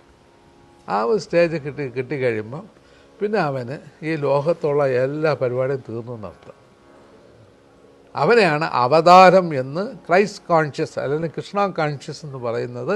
അവനെയാണ് നമ്മുടെ യോഹാൻ തമസനായാലും ശരി, ബാബാജി ആയാലും ശരി, പിന്നെ നമ്മുടെ ഉമേഷ് ചന്ദ്രജി ആയാലും ആരായാലും ഏത് മഹാഗുരുക്കന്മാരും പറഞ്ഞിട്ടുള്ളത് ഇവനെയാണ് ഗുരു എന്ന് പറഞ്ഞിട്ടുള്ളത്. പിന്നെ രണ്ടാമത് വരുന്നത് ഈ സമാധി എന്ന് പറഞ്ഞാൽ നിങ്ങൾക്ക് സ്വയം ആക്ടിവേറ്റ് ചെയ്യാൻ ഒരിക്കലും സാധിക്കില്ല. അവിടെയാണ് ഗുരുവിൻ്റെ ആവശ്യം വരുന്നത്. ഗുരു വേണമെന്നാണ് പറയുന്നത്. കാരണം ഗുരു കൊടുക്കുന്ന സാധനമാണ്. അപ്പം ഗുരു കൊടുക്കുന്ന സാധനം എന്ന് പറയാൻ കാരണം നിങ്ങളുടെ എനർജി വന്നിട്ട് ഒരു ലെവലിലേ നിൽക്കുള്ളൂ. കാരണം നിങ്ങളുടെ ബാറ്ററിയിലെ ലെവൽ വന്നപ്പോൾ നിങ്ങൾ 40 വയസ്സിൽ യോഗ തുടങ്ങിയെന്ന് പറഞ്ഞാൽ നിങ്ങളുടെ 40 വർഷത്തിൻ്റെ എനർജി നഷ്ടപ്പെട്ട് കഴിഞ്ഞു. ഇപ്പോൾ 40 വർഷത്തിന് മുകളിലാണ് നിങ്ങളുടെ സാധനം തുടങ്ങി കഴിഞ്ഞാൽ ഒരിക്കലും നിങ്ങളുടെ അറ്റൈൻ ചെയ്യാൻ സാധിക്കില്ല. അപ്പോൾ ഞാൻ 17 വയസ്സിൽ തുടങ്ങിയത് 17 വർഷം എൻ്റെ വേസ്റ്റാണ്. അതിന് ശേഷമാണ് ഞാൻ തുടങ്ങിയിട്ടുള്ളത്. അപ്പം അത് പോയി. അപ്പം 17 വർഷം എനിക്ക് തിരിച്ചു തരില്ല. അപ്പം അതിൻ്റെ ലൈഫ് ലാങ് നോക്കണം. അപ്പോൾ ഒരു ബാറ്ററിയുടെ ലൈഫ് ലാങ് എങ്ങനെയാണെന്ന് നോക്കിയാൽ നമ്മുടെ ബോഡിയിലുള്ള ലൈഫ് ലാങ് ആണത്. ഒരാൾ 50 വയസ്സിൽ തുടങ്ങിയാൽ 50 വർഷം പോയി. പിന്നെ ബാക്കിയുള്ള 50 വർഷത്തിൽ നിങ്ങൾ എത്ര നേടാൻ കഴിയുമോ എന്നുള്ളതാണ് അവിടെ. അപ്പോൾ അവിടെ ഒന്നും വലിയ കാര്യമില്ല. കാരണം ബാറ്ററി ലീക്കായി കഴിയുന്ന അർത്ഥം. അപ്പോൾ അതുകൊണ്ട് അവർക്ക് അറ്റൈൻ ചെയ്യാൻ അവർക്കൊന്നും സാധിക്കില്ല. ഇത് വെറുതെ നമ്മുടെ എന്ത് ചെയ്യാം എന്ന ഒരു വേഷം കെട്ടി നടക്കാം, അത്രയേ ഉള്ളൂ. അപ്പോൾ ഇതിന് വന്നിട്ട് അവിടെ ഗുരുകൃപ എന്നൊരു സാധനമുണ്ട്. അതാണ് കബീർദാസ് പലയിടത്തും പറയുന്നുണ്ട്, ഗുരുകൃപ അഞ്ജനം നീ എപ്പോഴും നെറ്റിയിൽ ഇടുമെന്ന് പറയാൻ കാരണം അപ്പം ഗുരുകൃപ എന്തെന്ന് പറഞ്ഞാൽ ഗുരു ഈ എനർജി അറ്റൈൻ ചെയ്ത ഒരു സോളാണ്. ഒരു നിർവികൽപ്പ സമാധി അതിനപ്പുറമുള്ള സ്റ്റേജ് അറ്റൈൻ ചെയ്ത ഒരു സോളായതുകൊണ്ട് അദ്ദേഹത്തിന് ഇത് കൊടുക്കാൻ സാധിക്കും, എക്സ്ട്രാ എനർജിയെ കൊടുക്കാൻ സാധിക്കും. അല്ലാതെ വന്നിട്ട് ആർക്കും സാധിക്കില്ല. അപ്പം നമുക്ക് ഒരു പരിധി വരെ നിങ്ങളുടെ ഞാൻ ഉറക്കം തൂങ്ങിക്കൊണ്ടിരിക്കുക, അത്രയേ ഉള്ളൂ. മാക്സിമം അതിനപ്പുറം ഒരിക്കലും സാധിക്കില്ല പോകാൻ. അവിടെ ഗുരുവിൻ്റെ ആവശ്യമാണ്, അവിടെയാണ് ഗുരു നമുക്ക് വേണ്ടത്. അപ്പം ഇന്ന് ഗുരുക്കന്മാരുണ്ടോ എന്ന് ചോദിച്ചാൽ ഒരിക്കലും ഗുരുക്കന്മാരില്ല. ഇന്ന് വെറും ആചാര്യന്മാരേ ഉള്ളൂ. ആചാര്യൻ എന്ന് പറഞ്ഞാൽ വെറും ടീച്ചേഴ്സുണ്ട്. ടീച്ചേഴ്സ് ഇവിടെ എവിടെ എടുത്താലും ടീച്ചേഴ്സുണ്ട്. ഗുരു ഇവിടെ ഇല്ല. കാരണം അന്ന് ഗുരുക്കന്മാരുണ്ട്. അന്ന് ഗുരുക്കന്മാരുണ്ടെന്ന് പറഞ്ഞാൽ കിട്ടി എന്ന് പറഞ്ഞാൽ കിട്ടിയത് തന്നെ. അവർ വന്നിട്ട് ഒരു വാക്കാണ് പറഞ്ഞിട്ടുള്ളത്, നീ ജീവൻ മുക്ത എന്ന് പറഞ്ഞാൽ ജീവൻ മുക്തരായി കഴിഞ്ഞു. ഇന്ന് ഇവിടെ എത്ര പേര് ജീവൻ മുക്ത എന്ന് പറഞ്ഞ് ആയി? ഒരിക്കലും സാധിക്കില്ല. ഇപ്പം രവിദാസിൻ്റെ കഥ തന്നെ എടുത്തു കഴിഞ്ഞാൽ അക്ബർ വന്നിട്ട് അടുത്ത് പോവുകയാണ്. അക്ബർ ചക്രവർത്തി പോകുന്ന സമയത്ത് അക്ബർക്ക് ചോദിക്കണം, എനിക്ക് ആത്മീയം കുറേ മോക്ഷം എനിക്ക് തരണമെന്ന് പറഞ്ഞിട്ട് അദ്ദേഹം ചെരുപ്പ് കഴുകിയ വെള്ളം എടുത്ത് കയ്യിൽ കൊടുക്കുകയാണ്, ഇത് കുടിക്കാൻ. എടുത്ത് കയ്യിൽ കൊടുക്കുമ്പോൾ ഫേ എന്ന് പറഞ്ഞ് കയ്യിലിങ്ങനെ എടുത്ത് ഇടുകയാണ്. അപ്പോൾ അദ്ദേഹത്തിൻ്റെ ഉടുപ്പിലൊക്കെ ഈ ഒരു കരി പിടിച്ച വെള്ളമാണ് എടുത്ത് വീഴുന്നു. ഉടനെ തന്നെ അക്ബറിന് ഗുരുവല്ലേ, കോപിക്കാനും വെക്കില്ല, ഒന്നും വെക്കില്ല. ഞാൻ വന്നു കൊട്ടാരത്തിൽ വന്നു, ഈ തുണിയൊക്കെ എടുത്ത് അലക്കായിട്ട് കൊടുത്തു. ഒരു അലക്കുകാരിക്ക് ഈ കരിയെ കടിച്ച് അവർക്ക് വിമോചനം കിട്ടി. അവൾ വന്ന് കൊട്ടാരത്തിൽ നിന്ന് ആ ആത്മജ്ഞാനത്തിനെ കുറിച്ച് പ്രസംഗിക്കാൻ തുടങ്ങി. അപ്പോഴാണ് ചോദിച്ചത് അക്ബർ, നിനക്ക് എവിടെ നിന്ന് കിട്ടിയെന്ന്? അത് അങ്ങ് തന്ന ഉടുപ്പിൽ ആ കരിക്കട്ടയിൽ നിന്ന് എനിക്ക് കിട്ടിയെന്നു. ഇതാണ് ഗുരുകൃപ എന്ന് പറയുന്നത്. ഈ ഗുരുകൃപ ഒരാളിന് കിട്ടിക്കഴിഞ്ഞാൽ പിന്നെ നിങ്ങളുടെ ഭാഗ്യവാനാണ്. അത് നിങ്ങളുടെ ഞാനായി ഈ പ്രപഞ്ചാത്രി ഭാഗ്യം തന്നെ. അങ്ങനെയുള്ള ഗുരുക്കന്മാർ ഇന്നില്ല, എല്ലാം കട്ടായിക്കൊണ്ടിരിക്കുന്നു, എല്ലാം തീർന്നു. ഇപ്പോൾ രാമകൃഷ്ണ പരമഹംസൻ വിവേകാനന്ദ തപസ് ചെയ്താൽ കിട്ടിയത്, അദ്ദേഹം കരഞ്ഞ് വിളിച്ച് ഓടി, എനിക്ക് ഇപ്പം ദൈവത്തിനെ കാണണമെന്ന്. അങ്ങനെ ഒരു ചവിട്ട് വെച്ച് കൊടുത്തു, ഉടനെ സമാധി അറ്റൻഡ് ചെയ്ത് അങ്ങനെ കിട്ടി. ഇതുപോലെ എത്ര പേർക്ക് കിട്ടും? ആരിവിടെ നടത്തുന്നത്? ഞാൻ നിങ്ങളുടെ മുമ്പ് പോയി യോഗ ചെയ്യുമെന്ന് പറഞ്ഞാൽ എന്നെപ്പോലെ മണ്ടൻ ലോകത്ത് ആരുമില്ല എന്നാണ് പറയുന്നത്. മനസ്സിലായി? ഞാൻ നിങ്ങളുടെ മുമ്പ് നിനക്ക് ഞാൻ മോക്ഷം തരാം പോയി യോഗ ചെയ്യുമെന്ന് പറഞ്ഞാൽ ഞാൻ നിങ്ങളുടെ പോലെ മണ്ടൻ ലോകത്താരുമില്ല. കാരണം എന്ന് പറഞ്ഞാൽ അങ്ങനെ ഒരു യോഗ ചെയ്ത് നിങ്ങൾക്ക് നേടാൻ ഒക്കുന്ന സംഭവമല്ല അത്. അവിടെ വന്നിട്ട് കൃപയുടെ ആവശ്യമുണ്ട്. ആ കൃപ നമുക്ക് കിട്ടിയിരിക്കുകയാണ്. അവിടെയാണ് നമ്മുടെ പൂർണ്ണമായിട്ടുള്ള ആ റിയാലിറ്റിയിലേക്ക്. ഇനി എന്താണ് ചോദിക്കുക? ഇപ്പം നമ്മൾ സാധന ചെയ്തു വരികയല്ലേ, സാധകരെല്ലാവരും സാധന ചെയ്യുന്നു. പക്ഷെ പലപ്പോഴും നമുക്ക് തടസ്സമായിട്ട് വരുന്ന നമ്മുടെ ഈ മനസ്സിൻ്റെ ചിന്തകളാണ്. അതായത് ആക്ച്വൽ വന്നിട്ട് ഫസ്റ്റ് ഓഫ് ആൾ വന്നിട്ട് നിങ്ങൾ വിചാരിക്കണം, ഞാൻ മുക്തനല്ല എന്നുള്ള ഫീലിംഗാണ് നിങ്ങളുടെ ആദ്യത്തെ കുഴപ്പം. നമുക്ക് ഇവിടെ സാധന ചെയ്യുമ്പോഴും നമ്മൾ വന്നിട്ട് ഞാൻ മുക്തനല്ല, ഞാൻ പാപിയാണ്, ഞാൻ മുക്തനല്ല എന്നുള്ള ഫീലിങ്സാണ് ആദ്യത്തെ കുഴപ്പം. അതെടുത്ത് ആദ്യം ദൂരെ കളയണം. കാരണം എന്ന് പറഞ്ഞാൽ ഇവിടെ ആരും ബന്ധിക്കപ്പെട്ടുമില്ല, മുക്തനല്ല എന്ന് പറഞ്ഞിട്ട് ആയിട്ടുമല്ല, എല്ലാവരും മുക്തതയാണ്. പിന്നെ അറിഞ്ഞും അറിയുന്നില്ല, ഈ രണ്ട് ഒരു പോയിൻ്റേ വരുന്നുണ്ട്. അതിന് ഉദാഹരണം കൃഷ്ണൻ തന്നെ പറയുന്നുണ്ട്, അർജുന നീ അറിയുന്നില്ല, ഞാൻ അറിയുന്നു. അതിൻ്റെ മീനിങ് എന്ന് പറയുന്നത്, ഇപ്പം അർജുനൻ അറിഞ്ഞുകൂടാ, കൃഷ്ണൻ അറിയാമെന്നുള്ളതിൻ്റെ അർത്ഥം അർജുനൻ മായയിൽ കിടക്കുന്നു, കൃഷ്ണൻ മായയില്ല, അത്രയേ ഉള്ളൂ. ആക്ച്വലി ഈ മായ എന്ന് പറഞ്ഞാൽ എന്താണ്? മനസ്സിൻ്റെ വിഭ്രാന്തിയാണ് മായ. അപ്പം യഥാർത്ഥ ഒരു സാധകൻ ഒരിക്കലും വന്നിട്ട് മുക്തനല്ല എന്ന് സാധന ചെയ്യുകയാണെങ്കിൽ അവന് ഒന്നും കിട്ടാൻ പോണില്ല. അപ്പോൾ മുക്തനായി എന്ന് ചിന്തിച്ചുകൊണ്ട് സാധന ചെയ്യുകയാണെങ്കിൽ തീർച്ചയായും കിട്ടും. അതിൽ ഒരു മാറ്റവും വേണ്ട. ഈ ചിന്തകളെ എങ്ങനെയാണ് നമ്മൾ കുറയ്ക്കുന്നത്? നിങ്ങൾ ഒരിക്കലും ചിന്തകളെ കുറയ്ക്കാനേ പോകരുത്. ചിന്തകളെ കുറയ്ക്കുന്ന കാലം കുറയ്ക്കാൻ സാധിക്കുകയില്ല. നിങ്ങളുടെ ടു ബി വാച്ച് ചെയ്തിട്ട് വെറുതെ ഇരിക്കാനാണ് പറയുന്നത്. അരുണഗിരിനാഥന് മുരുകൻ ആദ്യമായിട്ട് ദീക്ഷ കൊടുക്കുന്നത് എങ്ങനെയാണ്? ചുമ്മാ ഇരുന്ന് സുഖം പറി ചൊല്ലറേ. അപ്പം ചുമ്മാ ഇരുന്ന് സുഖം പറി ചൊല്ലറെന്ന് പറഞ്ഞത് അരുണഗിരി പോയി ചുമ്മാ ഇരിക്കാൻ തുടങ്ങി. അങ്ങേർക്ക് സാധിച്ചേ ഇല്ല. അപ്പോൾ ഉടനെ മുരുകനെ വിളിച്ചു, മുരുക നീ വാ, ഞാൻ ഇത്ര നേരം വന്നിട്ട് ചുമ്മാ ഇരുന്ന് ഇതേത് പറഞ്ഞിട്ട് എനിക്കൊന്നും കിട്ടിയില്ല, നീ ഈ ഭ്രാന്തനെ വർത്തമാനം പറഞ്ഞിട്ട് പോയിട്ട് എനിക്ക് രക്ഷയില്ലല്ലോ എന്ന് പറയും. അപ്പോഴാണ് മുരുകൻ വന്ന് ചിരിച്ചിട്ട് വീണ്ടും പറയും, എടാ മടയാ, നിനക്കും എനിക്ക് എല്ലാം ഇത് തന്നെ സംഭവം. കാരണം ശരീരം എടുത്തു കഴിഞ്ഞു. അപ്പോൾ തോട്ട്സ് വന്നുകൊണ്ട് തന്നെ ഇരിക്കും, പ്രവൃത്തി ഇരിക്കുന്ന വരയ്ക്കും തോട്ട്സ് ഉണ്ട്. അതുകൊണ്ട് നീ എന്ത് ചെയ്യരുത്, നീ അതിനെക്കുറിച്ച് ഫീൽ ചെയ്യില്ല, നീ വെറുതെ ഇരിക്കും, ഇരുന്ന് വാച്ച് ചെയ്തുകൊണ്ടിരിക്കുന്നു. മനസ്സിലായില്ലേ? ആ ഒരു ജെൻസിൻ്റെ ഒരു കഥ ഉണ്ട്, സെൻ ബുദ്ധീസത്തിലൊരു കഥ എന്ന് പറഞ്ഞാൽ, ഒരു രാജാവ് വലിയൊരു കുളം തോണ്ടാൻ പറഞ്ഞു. വലിയൊരു കുളം തോണ്ടാൻ പറഞ്ഞു. അപ്പം കുളം തോണ്ടി, വലിയ കുളം തോണ്ടി, കാരണം അങ്ങനെ ആ കുളത്തിൽ കുളിക്കണം, കുളം തോണ്ടി ആ വെള്ളത്തിൽ കുളിക്കണം. അപ്പോൾ കുറേ ആൾക്കാരൊക്കെ പോയി വലിയ കുളമൊക്കെ തോണ്ടി പിന്നെ വെള്ളം വന്നു എന്ന് കുളിക്കാൻ വേണ്ടി അയാൾ തയ്യാറെടുക്കും. അപ്പോൾ ഉടനെ മന്ത്രി വന്ന് പറഞ്ഞു, അവിടെ കലങ്ങിയിരിക്കുകയാണ്, കുളം കംപ്ലീറ്റ് കലങ്ങി, കാരണം ഉടനെ മണ്ണെടുത്തതല്ലേ, അപ്പം കുളം കലങ്ങിയിരിക്കുകയാണ്. ഉടനെ തന്നെ അടുത്തൊരു മന്ത്രി പറഞ്ഞു, ഒരു കാര്യം ചെയ്യും, നേരെ പോയി കുളം തെളിഞ്ഞ ഉടനെ എന്നെ വിളിച്ച് വന്ന് പറയണം എന്നായി. ഇവർ നേരെ പോയി അവിടെ ഇരിപ്പ് പിടിച്ചു. അപ്പം ഇവിടെ നിന്ന് മന്ത്രി അയച്ച് മന്ത്രി പോയി അവിടെ ഇരിക്കുകയാണ്, തിരിച്ച് വന്നില്ല. ഇങ്ങനെ ഓരോ ആൾക്കാരെ പറഞ്ഞയച്ചിട്ടും തിരിച്ച് വന്നേയില്ല. അപ്പം രാജാവിന് ഒരേ ദേഷ്യം, ചേട്ടാ ഒരുത്തം പോലും തിരിച്ച് വന്നില്ല, ഞാൻ കുളിക്കാൻ വേണ്ടി പോകാമെന്ന് വിചാരിച്ച് വന്നില്ലല്ലോ. ഉടനെ അദ്ദേഹം പിന്നെ വേറെ ഒരാളോട് പറയുമ്പോൾ അദ്ദേഹം പറഞ്ഞു, നിങ്ങൾ പോയി നോക്കാം ആദ്യം, അല്ലാതെ ഇവിടെ വഴക്കടിച്ചിട്ടൊക്കെ കാര്യമില്ല. എന്നിട്ട് രാജാവ് പോയി നോക്കുമ്പോൾ എന്താണ്, കുളം കലങ്ങി നിൽക്കുന്നു, തെളിയാൻ വേണ്ടി ഇവരെല്ലാം കാവലിരിക്കുന്നു. ഇതേപോലെ തന്നെ നമ്മുടെ മനസ്സ് തെളിയാൻ വേണ്ടി കാവലിരിക്കുക, അല്ലാതെ നിങ്ങളുടെ തെളിയിക്കാൻ നോക്കിയാൽ രക്ഷയില്ല, കലങ്ങിക്കൊണ്ട് തന്നെ ഇരിക്കും. ക്ഷമയോടെ ഇരിക്കുക, ക്ഷമയല്ല.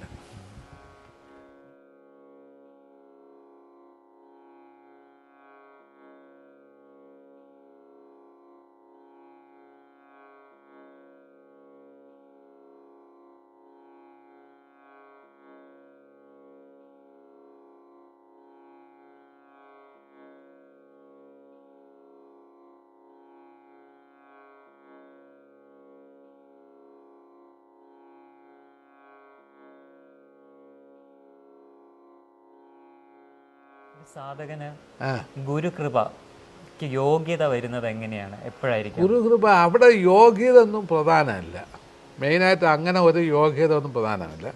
ഫസ്റ്റ് ഓഫ് ഓൾ വന്നിട്ട് അവന് സറണ്ടറിങ് മൈൻഡ് വേണം. ഇവിടെ എന്തെന്ന് പറഞ്ഞാൽ ഞങ്ങളെ എൻ്റെ ഭാഷയിൽ പറഞ്ഞാൽ പട്ടി ചന്തയിൽ പോയതുപോലുള്ള കഥയാണ്. പട്ടി ചന്തയിൽ പോയി എന്ത് ചെയ്യുമെന്ന് പറഞ്ഞാൽ അവിടെ പോയി ഒന്ന് കടിക്കും, അപ്പുറത്ത് പോയി ഒന്ന് കടിക്കും, അങ്ങനെ ഓടിക്കൊണ്ട് കിടക്കും, ഒരിടത്തും ശാശ്വതമല്ല. അതുപോലെയാണ് ഇവിടെ ഉള്ള ഇന്നത്തെ ആൾക്കാർ അത്രയും. അതിന് ഉദാഹരണം എന്ന് പറഞ്ഞാൽ, പിന്നെ നമ്മുടെ പോലെ ഞാനും എന്നെയും കൂടെ ഉൾപ്പെട്ട ഈ യൂട്യൂബ് ചാനലാണ് നമ്മളെ നശിപ്പിക്കുന്നത്. കാരണം ഈ ആത്മീയം വന്നിട്ട് ഈ ഗുരു കൃപ എന്നുള്ള കൃപയിൽ കൂടി അല്ലാതെ വേറൊരു വഴിക്ക് നിങ്ങൾക്ക് അറ്റൈൻ ചെയ്യാൻ സാധിക്കില്ല. സെക്കൻഡ്ലി എന്ന് പറഞ്ഞാൽ നിങ്ങൾക്ക് ഈ ആത്മീയത്തിൻ്റെ ആ സമാധി ലെവലൊക്കെ കൊടുക്കുന്നത് ഗുരുവാണ്, വേറെ ആർക്കും കൊടുക്കാൻ സാധിക്കില്ല. പിന്നെ നിങ്ങൾ ചെയ്യേണ്ടത് നിങ്ങൾക്ക് ആ ഗുരുവിൽ പൂർണ്ണമായി സറണ്ടർ ചെയ്യണം. ഇപ്പം ഗുരുവിനെ നിങ്ങളുടെ വെറുതെ കുറേ ചോദ്യങ്ങൾ ചോദിച്ചത് കാര്യമല്ല, നിങ്ങളുടെ ഉള്ളിൽ വന്നിട്ട് എൻ്റെ ഗുരുവാണെന്നുള്ള ഒരു ബോധം വരണം. അതിന് കുറേ നിയമങ്ങൾ പറഞ്ഞുതരാം. അതിന് ഉദാഹരണം എന്ന് പറഞ്ഞാൽ, ഒരു ഗുരുവിനെ കാണുന്ന സമയം ഫസ്റ്റിൽ നിങ്ങളുടെ ഹാർട്ട് ഒരു പെയിൻ ഉണ്ടാവും. ആദ്യത്തെ ഒരു പ്രശ്നം അതാണ്. പെയിൻ ഉണ്ടാകുമെന്ന് പറഞ്ഞാൽ നമുക്ക് അതിൽ പുള്ളിയോടുള്ള ഒരു ഫീലിങ്സ്, കാരണം എൻ്റെ എനിക്കുള്ള ആളെന്നുള്ള ഫീലിംഗ്. അതിലും കിട്ടിയില്ലെങ്കിൽ രണ്ടാമത്തത് വന്നിട്ട് നിങ്ങൾ ചോദിച്ച ചോദ്യത്തിൻ്റെ ആൻസർ. അത് ചിലപ്പോൾ നിങ്ങളുടെ തന്നെ ചോദിക്കണമെന്നില്ല, കൂട്ടത്തിലിരിക്കുമ്പം ആർക്കെങ്കിലും പറയുന്നത് നിങ്ങളുടെ ഉള്ളിൽ വരും. അതിൽ നിങ്ങൾക്ക് കിട്ടിയില്ല എങ്കിൽ നിങ്ങൾക്ക് ചില ദർശനങ്ങളിൽ കൂടി വരാം. ഇപ്പം ചില സ്വപ്ന ദർശനങ്ങൾ കൂടിയോ ഏതെങ്കിലും ഒരു ദർശനങ്ങൾ കൂടി നിങ്ങളെ സഹായിക്കുന്നതായിട്ട് വരും. ഇങ്ങനെ ഏതെങ്കിലും ഒരു സംഭവങ്ങളിൽ കൂടി വരുന്നത് അത് കാരണം നിങ്ങളുടെ കാറ്റഗറിക്ക് അനുസരിച്ചായിരിക്കും ഇത് വരുന്നത്. കാരണം നിങ്ങളുടെ കാറ്റഗറി എന്ന് പറഞ്ഞാൽ നിങ്ങളുടെ ഈഗോ എത്രയ്ക്ക് എക്സ്പാൻഷൻ ആയിട്ടുണ്ട്, എത്രയ്ക്ക് ചുരുങ്ങിയിട്ടുണ്ടെന്നൊക്കെ അറിഞ്ഞു വേണം ആ ഗുരുവിനെ നിങ്ങൾ സെലക്ട് ചെയ്യേണ്ടത്. പിന്നെ ടോട്ടലി നമ്മൾ അവിടെ സറണ്ടർ ആയി കഴിഞ്ഞാൽ പിന്നെ നമുക്ക് വേറെ ആരെയും നോക്കേണ്ട ആവശ്യമില്ല. ഈവൻ സാധന പോലും ആവശ്യമില്ല എന്നാണ് പറയുന്നത്. അതിന് ഉദാഹരണം രാമകൃഷ്ണ പരമഹംസൻ്റെ ഒരു ശിഷ്യനുണ്ട്. അയാളൊരു ജഡ്ജിയാണ്. അയാൾ എപ്പോഴും വെള്ളം അടിച്ചുകൊണ്ട് നടക്കും. അപ്പോൾ അദ്ദേഹം വന്നിട്ട് എപ്പോഴും രാമകൃഷ്ണ പരമഹംസൻ പറയും, ഡേ നീ വെള്ളം അടിക്കാടാ, ഈ സാധനം എനിക്ക് ഒരു സാധനയും വേണ്ട, ഞാൻ ഒരേ ഒരു സാധനം, ഞാൻ രാമകൃഷ്ണ എന്ന് വിളിക്കും, നിന്നെ മാത്രമേ ഞാൻ വിളിക്കുകയുള്ളൂ, എനിക്ക് വേറെ ഒന്നുമുണ്ട്, ഞാൻ ഫുള്ള് വെള്ളം അടിക്കും, അത് നിനക്ക് എന്തോ ആണ് ചെയ്തോന്ന് പറയും. അപ്പോൾ ആ ഒരു പൂർണ്ണ വിശ്വാസത്തിൽ അദ്ദേഹം എന്തായി, സ്വാമി വിവേകാനന്ദനെക്കാട്ടിലും എളുപ്പം നേടേണ്ടത് നേടി സമാധി അറ്റൈൻ ചെയ്ത അദ്ദേഹമാണ്. എന്തുകൊണ്ട് സംഭവിച്ചെന്ന് പറഞ്ഞാൽ ടോട്ടൽ സറണ്ടർ. ഇവിടെ ടോട്ടലി നമ്മൾ സറണ്ടർ ആയി കഴിഞ്ഞാൽ അവിടെ ഗുരുവിന് എന്ത് കഴിവുണ്ടെന്ന് നമ്മൾ നോക്കേണ്ട ആവശ്യമില്ല. ഇപ്പം കബീർദാസ് വന്നിട്ട് രാമാനന്ദനെ എന്ത് കഴിവെന്നൊന്നും അങ്ങനെ നോക്കിയില്ല. ആക്ച്വലി രാമാനന്ദനും ബിഗ് സീറോ ആണ്, അങ്ങനെയൊക്കെ ഒന്നുമില്ല, ഒരു കഴിവുമില്ല. അങ്ങനെയൊക്കെ വന്നിട്ട് ആ ബ്രാഹ്മണ ഭക്തിയും പിന്നെ രാമമന്ത്ര ജപവും മാത്രമേ ഉണ്ടായിരുന്നുള്ളൂ. ബ്രാഹ്മണ ഭക്തി എന്ന് പറഞ്ഞാൽ എന്താണ്, വേറെ ആരും അങ്ങനെ തൊടാൻ പാടില്ല, നോക്കാൻ പാടില്ല, ഇങ്ങനെയുള്ള ഒരു കുറേ ബ്രാഹ്മണ ഭക്തിയേ ഉള്ളൂ. എന്നാൽ കബീർദാസ് ആണെങ്കിൽ എന്തായി, അങ്ങനെ പോലെ മഹാനും സിദ്ധനും ലോകത്ത് ആരുമില്ലായിരുന്നു. എന്നിട്ട് അദ്ദേഹം പറഞ്ഞ വാക്കെന്നാണ്, എനിക്ക് രാമാനന്ദനല്ലാതെ ലോകത്ത് ആരുമില്ല. അപ്പോൾ ആ ഒരു മനസ്സ് ഒരാളിന് വരികയാണെങ്കിൽ അവനാണ് യഥാർത്ഥ ശിഷ്യൻ. പിന്നെ ഇവിടെ ഗുരുവും ശിഷ്യനും വന്നത്, ഗുരു എപ്പോഴും ശിഷ്യനെ വന്നിട്ട് ഒരു ജോലിക്കാരനായിട്ട് നോക്കുകയും ചെയ്യരുത്. അവിടെ എന്താണെന്ന് പറഞ്ഞാൽ നമ്മുടെ ഹൃദയമായിട്ട് നോക്കാൻ നമ്മൾ പഠിക്കണം. അവിടെ ഗുരു എൻ്റെ ഹാർട്ടാണ്. കാരണം ഞാൻ ശിഷ്യനിൽ കൂടിയായിരിക്കണം ഞാൻ വളരേണ്ടത്, ഒരു ഗുരു വളരേണ്ടത്. അപ്പോൾ ശിഷ്യൻ വളരേണ്ടതും ഗുരുവിൽ കൂടിയായിരിക്കണം. ഈ രണ്ടും പരസ്പര ധാരണ ഉണ്ടെങ്കിൽ മാത്രമേ ആ ഗുരു ശിഷ്യ പ്രേമം പൂർണ്ണമായിട്ട് വലുതാകുള്ളൂ. ഇല്ലെങ്കിൽ നമുക്ക് ഒന്നും കിട്ടിയില്ല, വേറെ ആചാര്യനെ പോലെ കുറവെന്തെങ്കിലും പഠിപ്പിച്ച് നമ്മുടെ ജന്മങ്ങളെ പാഴാക്കാം, അത്രയേ ഉള്ളൂ. ബാബാജിയായിട്ടുള്ള എക്സ്പീരിയൻസ് സാധുക്കൾക്ക് വേണ്ടി ഒന്ന് അതൊക്കെ നമ്മുടെ യൂട്യൂബിലൊക്കെ ആധാരത്തെ കൊടുത്തിട്ടുണ്ട്. അത് ഇന്ത്യയൊക്കെ വേറെ ജോലിയില്ല, നമ്മുടെ സാധുക്കൾക്കൊന്ന് കേൾക്കാൻ വേണ്ടി കുറേ ആൾക്കാരുന്ന ഇത് വന്നിട്ട് ബാബാജിയുടെ എക്സ്പീരിയൻസ് വന്നത് ആ മഹാഗുരുക്കന്മാർ നിങ്ങളുടെ പെർഫെക്റ്റ് ആകുന്ന സമയം അവർ വരേണ്ട സമയത്ത് വരിക. ഞാൻ നേരത്തെ ഒരു വാക്ക് പറഞ്ഞു, നിങ്ങൾ ജനിക്കുമ്പോൾ തന്നെ നിങ്ങളുടെ രക്ഷകനെയും കൊണ്ടാണ് വരുന്നത്. ആ രക്ഷകൻ നിങ്ങളുടെ കൂടെ എപ്പോഴും ഉണ്ടായിരിക്കും. അതിന് ഉദാഹരണം യോഹാനന്ദ പരമഹംസൻ ജനിക്കുന്ന ആ സമയത്ത് അമേരിക്കയിൽ നടന്ന ഒരു സംഭവം. സ്വാമി വിവേകാനന്ദൻ അമേരിക്കയിൽ പ്രസംഗം കഴിഞ്ഞ് ഒരു ടീ പാർട്ടിക്ക് പോവുകയാണ്. അപ്പോൾ അവിടെ കുറേ ശിഷ്യന്മാരും കുറേ ആൾക്കാരൊക്കെ ഇരിക്കുന്നു. അപ്പോൾ അതിൽ ഒരാൾ പോയി, സ്വാമി എനിക്ക് ദീക്ഷ തരണമെന്ന് ചോദിക്കും. അപ്പോൾ അദ്ദേഹം ഉണ്ടതിനെ നോക്കിയിട്ട് പറയും, ഞാൻ നിൻ്റെ ഗുരുവല്ല. അതാണ് മഹാഗുരുക്കന്മാർ. ഞാൻ നിൻ്റെ ഗുരുവല്ല, ഗുരു നിന്നെ തേടി വരും. അപ്പോൾ അദ്ദേഹം ചോദിച്ചു, ഗുരു എന്നെ തേടി വന്ന് എങ്ങനെ ഞാൻ അറിയും? അപ്പോൾ പറഞ്ഞു, ഒരു വെള്ളി കപ്പുമായിട്ട് വരുന്നു, വെള്ളി കപ്പുമായിട്ട് വരുന്നു. ഉടനെ തന്നെ പുള്ളി അതന്നെ, കാരണം ഗുരു പറഞ്ഞാണ്, അദ്ദേഹം മഹാനല്ല, മനസ്സിലാക്കിയിരുന്നു. ആ സമയത്താണ് യോഹാനന്ദ പരമഹംസൻ ജനിക്കുന്നത്. ജനന ടൈം അങ്ങനെ 1900 പണ്ട് ജനിക്കാനുള്ളൂ. എന്നിട്ടാണ് 10, 25, 27, 28, 30 വർഷം കഴിഞ്ഞിട്ട് അദ്ദേഹം പോകുന്നു. ഒരു ക്രിസ്മസ് ഡേക്ക് ഈ വ്യക്തിക്ക് ഒരു വെള്ളി കപ്പ് കൊണ്ട് കൊടുക്കുകയാണ്. അത് സ്വാമി വിവേകാനന്ദന് ബുക്കിലൊന്നും എഴുതി വെച്ചിട്ടില്ല. അദ്ദേഹത്തിൻ്റെ സമാധിക്ക് എത്രയോ കാലത്തിന് ശേഷമാണ് അദ്ദേഹത്തിൻ്റെ ബുക്കുകളൊക്കെ വരാൻ കാരണം. ഒരു വെള്ളി കപ്പുമായിട്ട് പോകുന്ന ആ സെക്കൻഡിൽ തന്നെ അദ്ദേഹം തിരിച്ചറിഞ്ഞു എൻ്റെ ഗുരു ഇദ്ദേഹമാണെന്ന്. അപ്പം ഇത് ഉടനെ കെട്ടിപ്പിടിച്ചു, എൻ്റെ ഗുരുനാഥാണെന്ന് പറഞ്ഞ് കാലി വിഴുന്നു, നമസ്കരിച്ചു, കാര്യം മനസ്സിലാക്കി. ആ സെക്കൻഡ് അങ്ങനെ നിർവികൽപ്പ സമാധി അറ്റൈൻ ചെയ്യുകയാണ്. അങ്ങനെ യോഗ ചെയ്തോ? ഇല്ലല്ലോ. ഇതേ സംഭവം തന്നെ ബാബാജിയും എനിക്കുമുള്ള ബന്ധം, മനസ്സിലായില്ലേ? കാരണം ഗുരു വന്നിട്ട് അവിടെ ഞാൻ ജനിക്കുമ്പോൾ എൻ്റെ ഗുരു എൻ്റെ കൂടെ ഉണ്ട്. ഈ നഗ്ന നേത്രം കൊണ്ട് ഞാൻ കാണുന്നില്ല എന്നുള്ളൂ. എന്നാൽ എൻ്റെ ആസത്തളത്തിൽ ഞാൻ എവിടെ ഇരുന്നാലും എന്നെ കാണും, എന്നെ കണ്ടുകൊണ്ട് തന്നെ ഇരിക്കും. നിങ്ങൾക്കും അത് തന്നെ, ഇവരെല്ലാവർക്കും അതുപോലുള്ള ഒരു ശക്തി നിങ്ങളുടെ പുറകെ ഉണ്ടത്. അതിൽ നിന്ന് വേണ്ടി നമ്മൾ വഴങ്ങി കൊടുക്കണം. നമ്മൾ വഴങ്ങി കൊടുക്കാത്ത കാലം വരേക്കും നമ്മുടെ പുറകെ കാണില്ല. നമ്മൾ ആ വഴങ്ങി കൊടുക്കുക, അത്രയേ ഉള്ളൂ. അങ്ങനെയാണ് എനിക്ക് 84-ലാണ് ഇത് സംഭവം വരുന്നത്. ഞാൻ തൈക്കാടിൽ വീട് ഇന്നും ഉണ്ട്. ആ വീട്ടിൽ വാടകയ്ക്ക് വീട്ടിലിരിക്കുകയാണ്. അതുപോലെ ഈ അമ്മച്ചിയും ഉണ്ട്. ഈ അമ്മച്ചി ഈ ജഗദമ്മ എന്ന് പറഞ്ഞ അമ്മച്ചിയും ഉണ്ട്. അങ്ങനെ വാടകയ്ക്ക് വീട്ടിലിരിക്കുന്ന സമയത്ത് ആണ് ഒരു ദിവസം രാത്രി ഒരു 10 മണിക്ക് അതിഭയങ്കരമായ ഒരു പ്രകാശം ഓവൽ ഷേപ്പിൽ എൻ്റെ നഗ്ന നേത്രം കൊണ്ട് കാണുകയാണ്. കാരണം ആ പ്രകാശം കാണുന്നു. പ്രകാശം പിന്നെ അവസാനം ചുരുങ്ങാൻ തുടങ്ങി. ചുരുങ്ങി പിന്നെ ബ്ലാക്ക് ആൻഡ് വൈറ്റ് ഷെയ്ഡിൽ രൂപം വരുന്നു. രൂപം ആ ബ്ലാക്ക് ആൻഡ് വൈറ്റ് ഷെയ്ഡിൽ ആ മുടിയൊക്കെ കണ്ടു. ആ സമയത്ത് എനിക്ക് ക്ലിക്ക് ചെയ്യുന്നു, ബാബാജിയാണെന്ന് ക്ലിക്ക് ചെയ്യുന്നു. വിത്തിൻ സെക്കൻഡിൽ ആ ഷെയ്ഡും മാറുന്നു. ഈ കളറിലുള്ള ശരീരമായിട്ട് മാറുകയാണ്. അത് വെള്ള വസ്ത്രമാണ് ധരിച്ചിട്ടുള്ളത്. പുള്ളി നേരെ വരുന്നു. എൻ്റെ ഇടത് കയ്യിൽ പുള്ളിയുടെ വലത് കൈ കൊണ്ട് ഇങ്ങനെ ഒരു പ്രസ് ചെയ്യുന്നു. ചെയ്തു പറഞ്ഞാൽ ശരിക്കും വന്നത് ഈ വോൾട്ടേജ് കറണ്ടല്ല, ഒരു കറണ്ടേ ഇല്ല.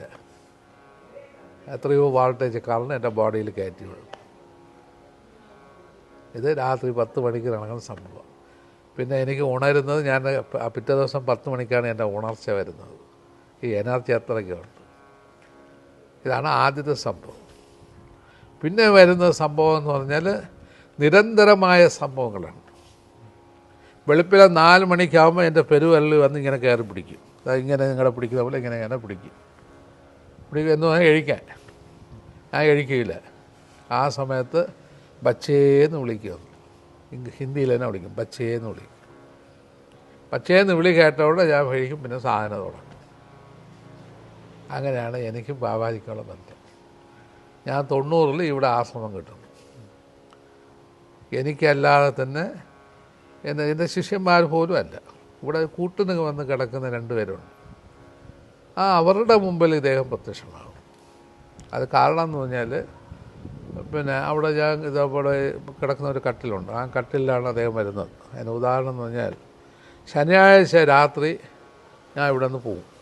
ഞായറാഴ്ച കംപ്ലീറ്റ് ക്ലാസ് ഉണ്ടായിരുന്നു. അപ്പോൾ ഞാനും ഇന്ന് ഈ യോഗി മോഹനുമാണ് അന്ന് വന്നിട്ട് ക്ലാസ്. കാരണം എന്ന് പറഞ്ഞാൽ ഞങ്ങൾ 84 തൊട്ട് അദ്ദേഹം സമാധിയാകുന്നവരേക്കും തിരുവനന്തപുരം, കേരളത്തിൽ മൊത്തം ഇന്ന് ക്രിയായോഗ എന്ന് ബോർഡ് വെച്ചിരിക്കുന്നവർക്കെല്ലാം ക്രിയാദീക്ഷ കൊടുത്തിട്ടുള്ളത് ഒന്നുകിൽ യോഗി മോഹനായിരിക്കും, അല്ലെങ്കിൽ ഈ സ്വാമിയായിരിക്കും. വേറെ ആരുമേ അല്ല. കാരണം അല്ലെങ്കിൽ OSSകാർ വരണം. കാരണം ആർക്കും കൊടുക്കാനുള്ള അനുവാദവുമില്ല, ഒന്നുമില്ല. അങ്ങനെയാണ് സംഭവം നടന്നത്.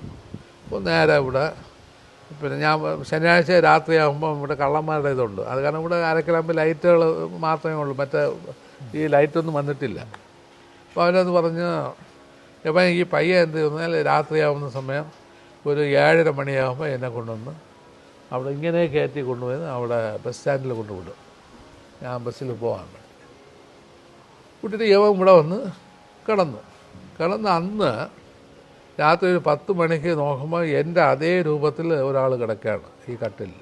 അപ്പം കണ്ണ് തുറന്ന് കണ്ട സംഭവം. കട്ടിൽ കിടന്നിട്ടൊന്ന്, സ്വാമി 7 മണിക്ക് ഞാൻ കൊണ്ടുവിട്ടതില്ലേ സ്വാമി, സ്വാമി ഇപ്പം കാണുന്നത് എന്ന് പറഞ്ഞ് അടുത്ത സെക്കൻഡ് ആളെ കണ്ടില്ല. യവ അന്ന് ഉറങ്ങിയ പോലുമില്ല. യവൻ പേടിച്ചു. കാരണം ഒരു ക്രിസ്ത്യൻ പയ്യനാണ്. അവൻ പേടിച്ച് അവൻ വന്നിട്ട് പിന്നെ താക്കോൽ വെച്ചുകൊണ്ട് വെളിയിൽ കാവൽ, ഞാൻ ഇനി ഇവിടെ വരൂല എന്ന് പറഞ്ഞു. കാരണം അത് പേടി. കാരണം കണ്ണുകൊണ്ട് കണ്ട സംഭവമല്ലേ. കാരണം പുള്ളി ഒരാൾ കിടന്ന് ഉറങ്ങുന്നു, അത് എൻ്റെ രൂപത്തിൽ ഉറങ്ങുന്നു. അടുത്ത സെക്കൻഡിൽ പുള്ളി കണ്ട സെക്കൻഡിൽ പിന്നെ അടുത്ത കാണാനില്ല എന്ന് പറഞ്ഞാൽ അപ്പോൾ ഉടനെ പുള്ളി വൈകുന്നേരം ഞായറാഴ്ച വൈകുന്നേരം ഞാൻ ഇവിടെ എത്തും. ഉച്ച കഴിഞ്ഞത് ഞാൻ ഇവിടെ എത്തും.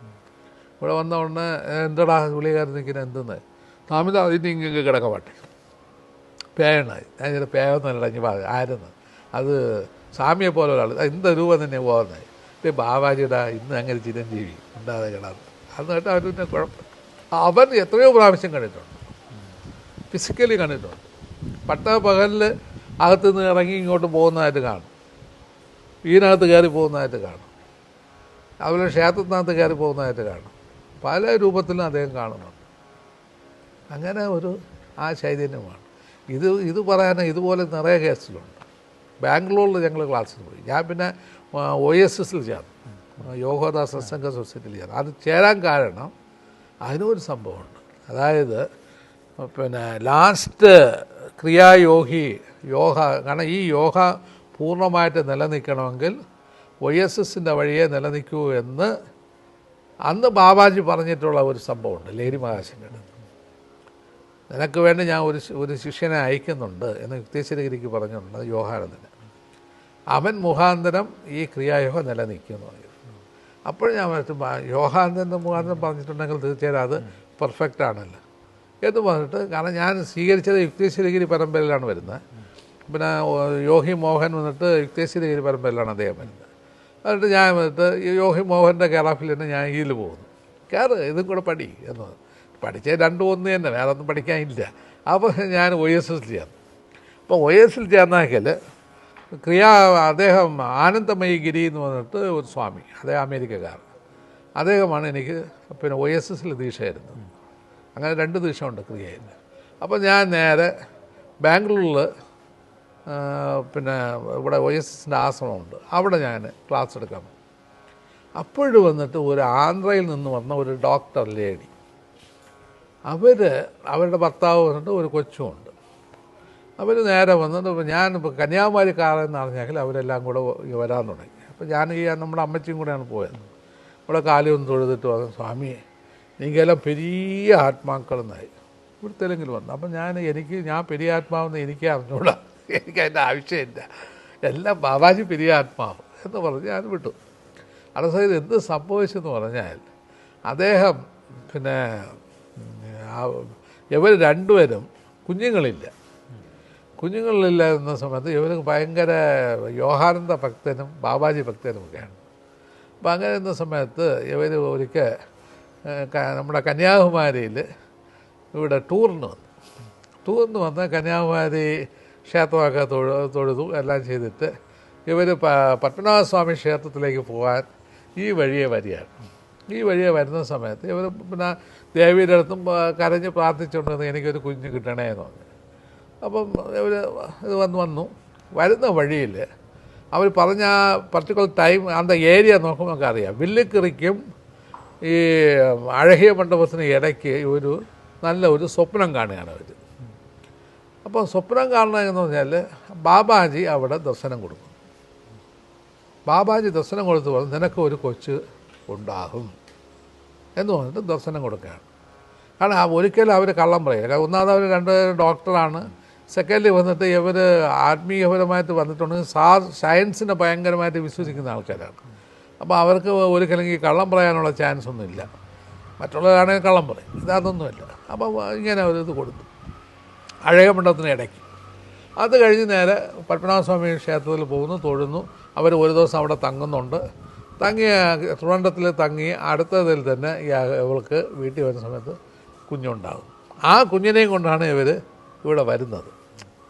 അപ്പം ഞങ്ങളവിടെ ക്ലാസ്സിന് ഈ സംഭവം പറയുന്നു. അപ്പോൾ എനിക്ക് ക്ലിക്കായിട്ട് ഞാൻ എൻ്റെ ആശ്രമം അതിൻ്റെ ഇടയ്ക്കാണെന്നായി. അപ്പോഴാണ് പറയുന്നത്, സ്വാമി നിങ്ങൾ പെരിയ ആൾ. ആ പെരിയ ആളൊന്നുമില്ല, ചിന്ന ആൾ താഴെ ഒന്നുമില്ല. അപ്പോൾ എനിക്കും എൻ്റെ ഹൃദയം എന്ന് പറഞ്ഞത് എൻ്റെ ബാബാജി എൻ്റെ കൂടെ ഉണ്ട്. കാരണം അല്ലെങ്കിൽ ഈ വില്ലുക്കുറിക്കും പിന്നെ അഴകമണ്ഡപത്തിന് ഇടയ്ക്ക് ദർശനം കൊടുക്കേണ്ട ആവശ്യം എന്ത്? ഞാൻ കന്യാകുമാരി കൊടുത്താൽ പോരെ, അല്ലെങ്കിൽ പത്മനാഭസ്വാമി ക്ഷേത്രത്തിനടുത്ത് കൊടുത്താൽ പോരെ, അല്ലെങ്കിൽ വേറെ എവിടെയെങ്കിലും വെച്ച് കൊടുത്താൽ പോരെ. അത് എന്തിനാണ് ഇപ്പോൾ ഇതിൻ്റെ കൊടുക്കുന്നത്? എന്തിന്? ഇങ്ങനെയുള്ള സംഭവമായി. ഇതും ഒരു സംഭവം. വേറൊരു സംഭവം, നന്ദ എന്ന് പറഞ്ഞിട്ട് ഒരു കൊച്ച്, അവർ ഇപ്പോൾ ഇവിടെ പൂജപ്പുരയിലാണ് അവരുടെ വീട്. ആ കൊച്ചിൽ വന്നിട്ട് ഇപ്പോഴെന്നെ കല്യാണമായത്. അന്നത്തെ പിന്നെ ഇപ്പോഴും എൻ്റെ ശിഷ്യ തന്നെ. ഈ നന്ദ കൊച്ചായിരിക്കുമ്പോൾ അവളും അവളുടെ അമ്മയും ബന്ധുക്കളെല്ലാം ചേർന്ന് ഈ പത്മനാഭപുരം പാലസ് കാണാൻ വന്ന് അവിടെ ആ പാലസിൻ്റെ അവിടെ ഏരിയയിൽ വന്ന് നടന്ന് ഈ കൊച്ചുങ്ങൾ അകത്ത് കയറാൻ ഇവിടെ നിന്ന് കളിച്ചുകൊണ്ടിരുന്നു. പെട്ടെന്ന് അന്തരീക്ഷത്തിൽ നിന്ന് ടപാന്ന് ബാബാജി ഇറങ്ങി വരുന്നു. അത് ഒരാളല്ല, 2-3 പേരായിട്ട് വരുന്നു. ഈ കുഞ്ഞുങ്ങൾ കണ്ട് പേടിച്ച് അയ്യോ എന്ന് വിളിച്ചു ഓടി. ഈ നന്ദ വന്നിട്ട് ഒരു ഒരു ഒരു ഒരു ഒരു മെസ്മറിക് ലെവൽ പോലെ അങ്ങനെ സ്റ്റക്കായി നിന്ന് അവളെ മുമ്പ് പ്രത്യക്ഷമായി എന്തൊക്കെയോ പറഞ്ഞു. അവൾക്കത് ഫീൽ ചെയ്തോ എല്ലോ എന്ന് അറിഞ്ഞൂടാ. വിത്തിൻ സെക്കൻഡ് പുള്ളി അപ്രത്യക്ഷമായും ചെയ്തു. ഈ നന്ദ നല്ലോണം പടം വരയ്ക്കും. ഈ കൊച്ചു വന്നിട്ട് നേരെ പോയി അമ്മയെടുത്ത് പറഞ്ഞു, ഒരു സ്വാമി ആകാശത്ത് നിന്ന് പറന്നു വന്നു ഇവിടെ ദർശനമായി. അപ്പം ഈ പിള്ളേരും പറഞ്ഞു, ഞങ്ങളും കണ്ടു, ഞങ്ങൾ പേടിച്ച് ഓടിക്കളഞ്ഞതായി. ശരി വന്നിട്ട് ഓക്കെ എന്നിട്ട് അവർ വന്നിട്ട് ഈ പടം ഒന്ന് വരാം മക്കളെ, ആരാണെന്ന് അറിയാൻ ഉള്ളത്. ഇവർ വന്നിട്ട് പടമൊക്കെ വരഞ്ഞെങ്കിൽ ആളിനെ പിടികിട്ടില്ല. ഒരു മുടിയൊക്കെ വളർത്തിയ ഒരു വ്യക്തിയാണ് വരഞ്ഞത്. അപ്പോൾ മായ എന്ന് പറഞ്ഞത് അതിനു മുമ്പ് വന്നിട്ട് മായ എന്നുള്ള ഒരു സ്ത്രീയും അവരുടെ ഭർത്താവ് ഇതിനെ ദീക്ഷ എടുത്തിട്ടുണ്ട്. അത് നെട്ടയത്ത് വെച്ചാണ് എടുത്തത്. നെട്ടയം പിന്നെ അദ്ദേഹം മരിച്ചുപോയി. നമ്മുടെ ശിഷ്യവർത്തമുണ്ട്, അതിൽ പേര് വന്നിട്ട് ഇത് വിദ്യാനന്ദഗിരി നെട്ടയത്ത് കേട്ടിട്ടുണ്ടോ? വിദ്യാനന്ദഗിരിയെ അറിയില്ല. അത് ഇദ്ദേഹമായിരുന്നു എന്ന് വില്ലേജ് ഓഫീസറല്ല, താലൂക്ക് ഓഫീസറായിരുന്നു. താലൂക്ക് ഓഫീസിൽ നിന്ന് അവസാനം ഇദ്ദേഹം ഡെപ്യൂട്ടി കളക്ടറായി തന്നെ റിട്ടയർഡ് ആയത്. അപ്പം അവിടെ വന്നാണ് ദീക്ഷ എടുത്തത് ഇവള്. ഈ മായ വന്നിട്ട് ഇത് ഈ ഫോട്ടോ കണ്ടിട്ട് എടീ ബാബാജിയെ പോലെ ഇരിക്കുന്നല്ലോ എന്നായി. അവൾ തന്നെ വന്നിട്ട് ആ ബുക്കിന് ഓട്ടോബയോഗ്രഫി കൊണ്ടുവന്ന് കൊടുത്തു. നോക്കിയതിൽ ബാബാജി. അപ്പോൾ അവർക്ക് തോന്നുന്നു എന്തിടാ ഈ പത്മനാഭപുരം കൊട്ടാരത്തിനകത്ത് ഇങ്ങനെ ഒരു സംഭവം നടന്നല്ലോ, ഇതെങ്ങനെയാണെന്ന് പറഞ്ഞ് അവരിങ്ങനെ തിരക്കാൻ തുടങ്ങി. അപ്പോൾ ഈ മായ പറഞ്ഞത്, നീ എന്ത് പഠിക്കുന്നത്, എൻ്റെ ഗുരു അതിനടുത്ത് തന്നെ താമസിക്കുന്നതെന്നായി. ഉടനെ തന്നെ അവർ ഇങ്ങനെ വരുന്നു, ഈ കൊച്ചിനെയും കൊണ്ടുവന്നു. അപ്പോൾ ഇവരെല്ലാവരും ദീക്ഷ എടുത്തോണ്ട് ഇന്നും അവർ സാധാരണ കയ്യിൽ ചെയ്യുന്നുണ്ട്. അപ്പോൾ അമ്മയും മക്കളെല്ലാം ഇപ്പോൾ UK ഇപ്പം അവൾ ഇവിടെ ബാംഗ്ലൂരിൽ. അപ്പോൾ ഇങ്ങനെ എല്ലാം ചെയ്യുന്നുണ്ട്. എന്നാൽ ഇതിൻ്റെ സംഭവം എന്ന് പറഞ്ഞാൽ ഇതുപോലെ പല മിറാക്കിൾസും ഈ ആശാൻ കാണിച്ചിട്ടുണ്ട്. അത് ഞാൻ മുഖാന്തരം, എൻ്റെ മുഖാന്തരം കാണിച്ചിട്ടുണ്ട്, എൻ്റെ വഴിയിൽ കൂടി കാണിച്ചിട്ടുണ്ട്. മറ്റുള്ള വഴിയിൽ എങ്ങനെയൊക്കെ കാണിച്ചിട്ടുണ്ടെന്ന് എനിക്കറിഞ്ഞുള്ളൂ. എൻ്റെ മുഖാന്തരം ശരിക്കും കാണിച്ചിട്ടുണ്ട്. അതാണ് ഇത് സംഭവം.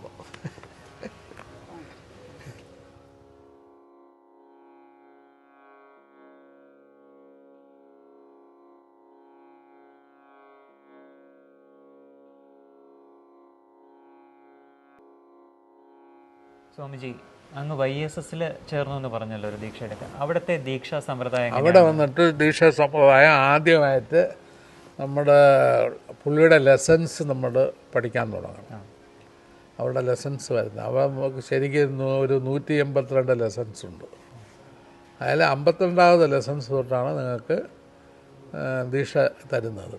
അതിന് മുമ്പായിട്ട് പിന്നെ എനർജി സ്റ്റേഷൻ എക്സസൈസ് എന്ന് പറഞ്ഞ് ഒരു 15 മിനിറ്റ് പ്രാക്ടീസ് ചെയ്യാനുള്ളതുണ്ട്.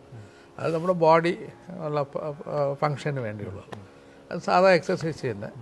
അപ്പോൾ അത് എനർജി സ്റ്റേഷൻ എക്സസൈസ് എന്ന് പറയും. അത് 15 മിനിറ്റ് പ്രാക്ടീസ് ചെയ്യുക. അതിനുശേഷം സൈലൻ്റ് ക്രിയയിലേക്ക് വരും. സൈലൻ്റ് ക്രിയ എന്ന് പറയുന്നത് ഹോങ്സോ ടെക്നിക്ക് എന്ന് പറഞ്ഞാൽ ഹംസ ടെക്നിക്ക് അല്ലെങ്കിൽ സൈലൻ്റ് ക്രിയ. അത് ഹംസ ടെക്നിക്ക് എന്ന് പറഞ്ഞാൽ ശ്വാസം എടുത്തു വിടുന്ന പരിപാടി ഒന്നുമേ അല്ല, അതൊന്നുമേ അതിലല്ല. അത് ബ്രീത്തിനെ വാച്ച് ചെയ്യുക, അത്രയേ ഉള്ളൂ. അത് അടുത്തതായിട്ട് ഓം ടെക്നിക്ക് എന്ന് വരും. ഓം ടെക്നിക്കാണ് നമ്മുടെ കാതൽ. താക്കോൽ എന്ന് പറഞ്ഞത് ഓം ടെക്നിക്കാണ്. കാരണം എന്ന് പറഞ്ഞാൽ നാദത്തിൽ കൂടിയല്ല. കാരണം നമ്മുടെ ഭൂമിയിൽ വരുന്ന സമയം നമ്മുടെ വന്നിട്ട് പിന്നെ ആദ്യം ഈതറായിരുന്നു. വെട്ടവിളിയും തമിഴിൽ പറയും. വെട്ടവിളിയായിരുന്നു, ഈതറായിരുന്നു. ഈതറിൽ നിന്ന് നമ്മുടെ മാറ്ററിലേക്ക് വരുന്ന മുമ്പായിട്ട് അണുവാകുന്നു. അണുവിൽ ചലനമുണ്ടാകുന്ന സമയത്ത് പ്രണവം, അവിടെ ഓങ്കാരമാണ്, പിന്നെ ലൈറ്റാണ്. അതുകൊണ്ടാണ് ബൈബിളിൽ പറയുന്നത് ആദ്യം വചനമുണ്ടായി. അപ്പോൾ വചനത്തിൽ നിന്നാണ് ബാക്കിയെല്ലാം വരുന്നത്. അതുപോലെ തന്നെ അത് സൗണ്ട് വൈബ്രേഷൻ, സൗണ്ടും ലൈറ്റുമാണ് നമുക്ക് വരുന്നത്. സോഴ്സ് ഓഫ് എനർജി വന്നിട്ട് രണ്ടുമാണ്, സൗണ്ടും ലൈറ്റുമാണ്, വേറെ ഒന്നുമില്ല. ആ സൗണ്ടും ലൈറ്റും തന്നെ നമ്മൾ. അപ്പോൾ ഈ സൗണ്ടും ലൈറ്റിനെയും ഫോളോ ചെയ്യാതെ ഒരിക്കലും ആത്മസാക്ഷാത്കാരം എനിക്കോ നിങ്ങൾക്കോ ലോകത്ത് ആർക്കും കിട്ടില്ല, ഈവൻ ബാബാജി ഉൾപ്പെടെ. അപ്പം സൗണ്ടിലേക്ക് തന്നെ യാത്ര ചെയ്യണം, അല്ലെങ്കിൽ ലൈറ്റിൽ തന്നെ യാത്ര ചെയ്യണം. മനസ്സിലായില്ലേ? അപ്പം നമ്മുടെ വന്ന വഴിയെ തന്നെ തിരിച്ചു പോകാനൊക്കും. അല്ലാതെ വേറൊരു വഴി കൂടെ പോകാമെന്ന് വിചാരിച്ചാൽ ഒരിക്കലും സാധിക്കില്ല. അതുകൊണ്ടാണ് ഓങ്കാര ടെക്നിക്ക്. ഓം ടെക്നിക്കിൽ കൂടി ചക്രാസിൽ വരുന്ന സൗണ്ട്, ലൈറ്റ് ഇതൊക്കെ പോലെ. അത് കഴിഞ്ഞ ഉടനെ ക്രിയയിലേക്ക് വരും. ഫസ്റ്റ് ക്രിയ 3 ടെക്നിക്. ക്രിയയിൽ വന്നിട്ട് ഒരു 5 ചാപ്റ്റേഴ്സ് ഉണ്ട്.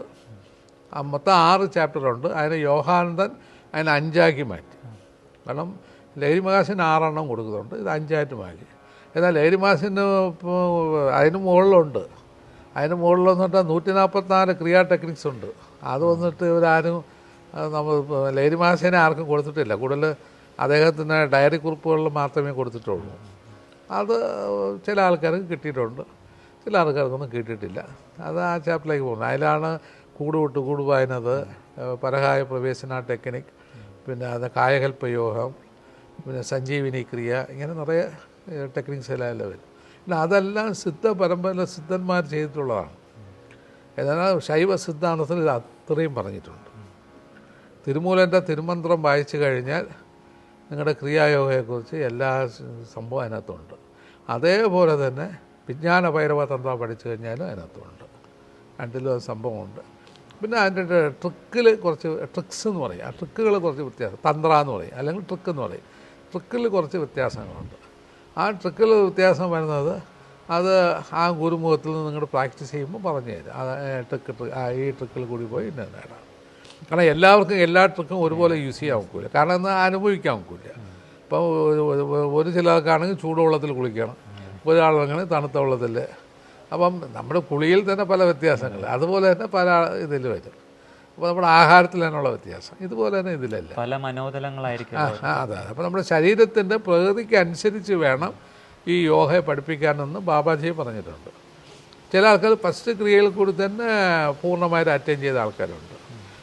പ്രണവാനന്ദൻ്റെ കൂടെ നിൽക്കുന്ന ഒരു സ്വാമിക്ക് വന്നിട്ട് വെറും സൈലൻറ്റ് ക്രിയ മാത്രമേ ഉണ്ടായിരുന്നു. സൈലൻറ്റ് ക്രിയ തന്നെ ഹോങ്സോ ടെക്നിക്ക്, ഹംസ. അതാണ് ശ്വാസം ഉള്ളിലേക്ക് വരുമ്പോൾ, അല്ലാതെ എടുക്കുന്നതല്ല, വരുമ്പോൾ ഹം എന്നും വെളിയിൽ പോകുന്ന സ എന്നും നമ്മൾ മനസ്സുകൊണ്ട് നമ്മളത് വാച്ച് ചെയ്യുന്നു, അത്രയേ ഉള്ളൂ. അതിനാൽ അതിന് ജപിക്കാൻ വേണ്ടിയില്ല, ചുമ്മാ കിടന്ന് ഹം സ ജപിക്കാൻ പറഞ്ഞില്ല. ജപം ഇവിടെ ഒന്നുമില്ല. അത് ആദ്യം നമ്മൾ പഠിച്ച ആദ്യമേ ഈ ചാപ്റ്റേഴ്സ് എല്ലാം ക്ലോസ് ചെയ്യണം. നമ്മുടെ LKG പാഠം എല്ലാം ക്ലോസ് ചെയ്യണം. ഇവിടെ ഹയർ സ്റ്റഡീസിന് നമ്മൾ പോവുകയാണ്. അപ്പം അതിൽ വരുമ്പം ആദ്യം ഹം സ എന്ന് പറഞ്ഞാൽ ശ്വാസം വരുന്നു പോകുന്നു, വാച്ച്. ഇത് ബുദ്ധമതത്തിലും അത് തന്നെ പറയുന്നു. അതിനാണ് ആനാപാനസതി എന്ന് പറയുന്നത്. അത് പ്രാക്ടീസ് ചെയ്തുകൊണ്ടിരിക്കണം. വിപാസന ടെക്നിക്ക് എന്ന് പറഞ്ഞാൽ ഈ ഭാഗത്തിൽ. അപ്പോൾ ഇതിന് സൈലൻറ്റ് ക്രിയയിൽ കൂടി തന്നെ നമുക്ക് അറ്റൻഡ് ചെയ്യാൻ സാധിക്കും. അല്ലാതെ വേറെ ഒന്നും നമുക്ക് പോകേണ്ട ആവശ്യമില്ല. പിന്നെ അതിൻ്റെ കുറച്ചുകൂടെ പവർ കയറിയത് മറ്റേ ഫസ്റ്റ് ക്രിയ. ഫസ്റ്റ് ക്രിയയെക്കാളും പവർ കൂടിയതാണ് സെക്കൻഡ് ക്രിയ. സെക്കൻഡ് ക്രിയയിൽ 4 സ്റ്റെപ്പ് വരുന്നുണ്ട്. ഫസ്റ്റ് സ്റ്റെപ്പിലെന്ന് പറയുന്നത് മന്ത്ര, അമന്ത്ര, സമന്ത്ര, ഇങ്ങനെ 4 ടെക്നിക്സ് വരും. അപ്പോൾ അത് കഴിഞ്ഞിട്ട് പിന്നെ അടുത്ത സ്റ്റെപ്പ് വരുന്നുണ്ട്, തേർഡ് ക്രിയ എന്ന് പറഞ്ഞു വരും, അല്ലെങ്കിൽ ഓങ്കാര ക്രിയ എന്ന് പറയും അതിന് പേര്. അത് കഴിഞ്ഞ് ഓങ്കാര ഇടി ക്രിയ എന്നൊരു ടെക്നിക്ക്, ടൊക്കർ ക്രിയ എന്ന് പറയും. തൊക്കർ എന്ന് പറഞ്ഞത് ബംഗാളിയിൽ പറഞ്ഞത് ഇടി, നമ്മുടെ ഇവിടെ വന്ന ഇടി, അല്ല തൊക്കർ എന്ന് പറയും. അതായത് നമ്മുടെ ചക്രാസ് ഉടയ്ക്കുന്ന ഒരു പരിപാടിയാണ്. ഹാർട്ടിൽ ഒരു ഹോൾ വീഴും, അതിനുള്ള പരിപാടിയാണ്.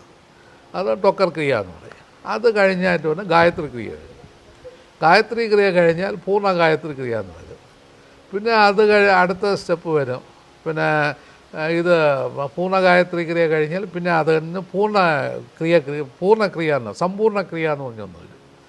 അത് കഴിഞ്ഞ് വീണ്ടും വരുന്നുണ്ട് ത്രിബന്ധ മുരാരി ക്രിയ എന്ന് പറയും. ത്രിബന്ധ മുരാരി ക്രിയനെ YSSലൊന്നും കൊടുത്തിട്ടില്ല. അത് കാരണം അവർ വേണ്ടാന്ന് വെച്ചാൽ എല്ലാം ആരും ചെയ്യില്ല, അതുകൊണ്ട് കൊടുത്തില്ല. അവർ ഈ 4th ക്രിയയോട് കൂടി നിർത്തി കളയും, അത്രയാണ്. സ്വാമിജി, ഈ YSSൻ്റെ ആ പാഠ്യപദ്ധതിയിൽ കൃഷ്ണനെയും ക്രിസ്തുവിനെയും കുറിച്ച് പ്രതിപാദിപ്പിക്കുന്നുണ്ട്. അതെ, അതിന് കാരണം എന്തായിരിക്കാം? ആക്ച്വലി വന്നിട്ട് ബൈബിളിലുള്ള തിയറി വന്നിട്ട് ബാബാജി കറക്റ്റായിട്ട് നമ്മുടെ ക്രിയയിലും പറയുന്നുണ്ട്. ക്രിയയിലുള്ള ടെക്നിക്സ് എല്ലാം നമ്മുടെ ബൈബിളിലും ഉണ്ട്.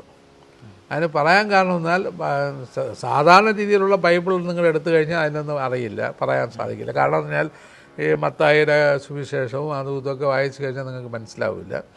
അതേസമയത്ത് അതിനെ ബേസ് ചെയ്ത് വരുന്ന നിറയെ പിന്നെ മഹാന്മാരുണ്ടായിരുന്നു. അവരിത് പ്രാക്ടീസ് ചെയ്തിട്ടുണ്ട്. അത് പ്രാക്ടീസ് ചെയ്യാൻ കാരണം തന്നെ അതിൽ 2 പേരെ ഞാൻ പറഞ്ഞുതരാം. അതിൽ ഒന്ന്, ഒരു റഷ്യയിൽ നിന്ന് വരുന്ന ഒരു ജ്ഞാനി. അദ്ദേഹത്തിൻ്റെ ഒരു ബുക്ക് തന്നെ ഇപ്പം ഇവർ മലയാളത്തിൽ ഇറക്കിയിട്ടുണ്ട്. ആരെന്ന് പറഞ്ഞാൽ നമ്മുടെ പുറനാട്ടുകര വന്നിട്ട് ഇവിടെ രാമകൃഷ്ണ ആശ്രമത്തിൽ നിന്ന് ഒന്ന് ഇറക്കിയിട്ടുണ്ട്. അതായത് ഒരു സാധകൻ്റെ സഞ്ചാരം, അതെടുത്ത് വായിക്കുക, അതിനകത്ത് ഇതുണ്ട്. അപ്പോൾ അതിൽ ഈ ക്രിയായോഗയെ തന്നെ ഒരു ചെറിയ ഒരു മാറ്റം ഭക്തിയോടുകൂടി ചെയ്യുന്ന ഒരു ടെക്നിക്കായിട്ട് മാറ്റി. അപ്പം ഒരു ഉദാഹരണം, പ്രഭോ യേശുനാഥ എന്നിൽ നീ കനിയണമേ എന്നുള്ള ഒരു മന്ത്രത്തിന് അവർ കൊടുക്കുന്നുണ്ട്. ആ മന്ത്രം, അത് മന്ത്രമൊന്നുമല്ല, അത് പ്രയർ. ആ പ്രയറിൽ തന്നെ അതിന് എങ്ങനെയാണ് പ്രാക്ടീസ് ചെയ്യണമെന്നൊരു നിയമം കൊടുക്കുന്നുണ്ട്. അപ്പോൾ ഇതുപോലെ നിറയെ സംഭവങ്ങൾ കൊടുക്കുന്നുണ്ട്. ഇത് അത്രയും വന്നിട്ട് ക്രിയയുടെ ഒരു പാർട്ടാണ്. കാരണം വിജ്ഞാനഭൈരവ തന്ത്രയിലിരിക്കുന്ന കംപ്ലീറ്റ് ലെസൺസും നമ്മുടെ ഇതിൽ വരുന്നുണ്ട്, ബൈബിളിൽ വരുന്നുണ്ട്. അതുകൊണ്ടാണ് ഇപ്പം ശരിക്കും ഇതേ യേശുദേവൻ വന്നിട്ട് എങ്ങനെ പ്രാക്ടീസ് ചെയ്തു എന്നുള്ളത് അദ്ദേഹത്തിൻ്റെ ആ ബുക്കിൽ നിന്ന് വരുന്നുണ്ട്. കാരണം അത് യോഹന്നാൻ പഠിപ്പിക്കുന്നുണ്ട്, മത്തായി ഇത് പഠിപ്പിക്കുന്നുണ്ട്, പീറ്റർ ഇതിനേക്കാളും ബെറ്ററായിട്ട് പഠിപ്പിക്കുന്നുണ്ട്. പീറ്റർ പറയുന്ന കാരണം, അതായത് കർത്താവിൻ്റെ കാരുണ്യത്താൽ ഞാൻ നിത്യവും മരിക്കുകയും ജീവിക്കുകയും ചെയ്യുന്നു എന്നൊരു വാക്ക്. അതാണ് സമാധിയെ പറയുന്നത്. മരണമാണ് സമാധി. മരണം എന്ന് പറഞ്ഞാൽ എന്താണ്? ഹാർട്ട് ബീറ്റ്സ് ഇരിക്കില്ല. ഇപ്പം നിർവികൽപ്പ സമാധി എന്ന് പറഞ്ഞാൽ എന്താണ്? ഇങ്ങനെ അടിച്ചാൽ ഹാർട്ട് ബീറ്റ്സ് കാണില്ല, ശ്വാസം ഇരിക്കില്ല, ടോട്ടൽ ഡെത്താണ് നിർവികൽപ്പ സമാധി. അത് അറ്റൈൻ ചെയ്തിട്ട് തിരിച്ച് ബോഡിയിലേക്ക് വരുമ്പോൾ അവനാണ് നിർവികൽപ്പ സമാധി അറ്റൈൻ ചെയ്യുന്നു പറഞ്ഞത്. അല്ലാതെ ഉറങ്ങി കിടക്കുന്നവർ നിർവികൽപ്പ സമാധിയല്ല. അതെ.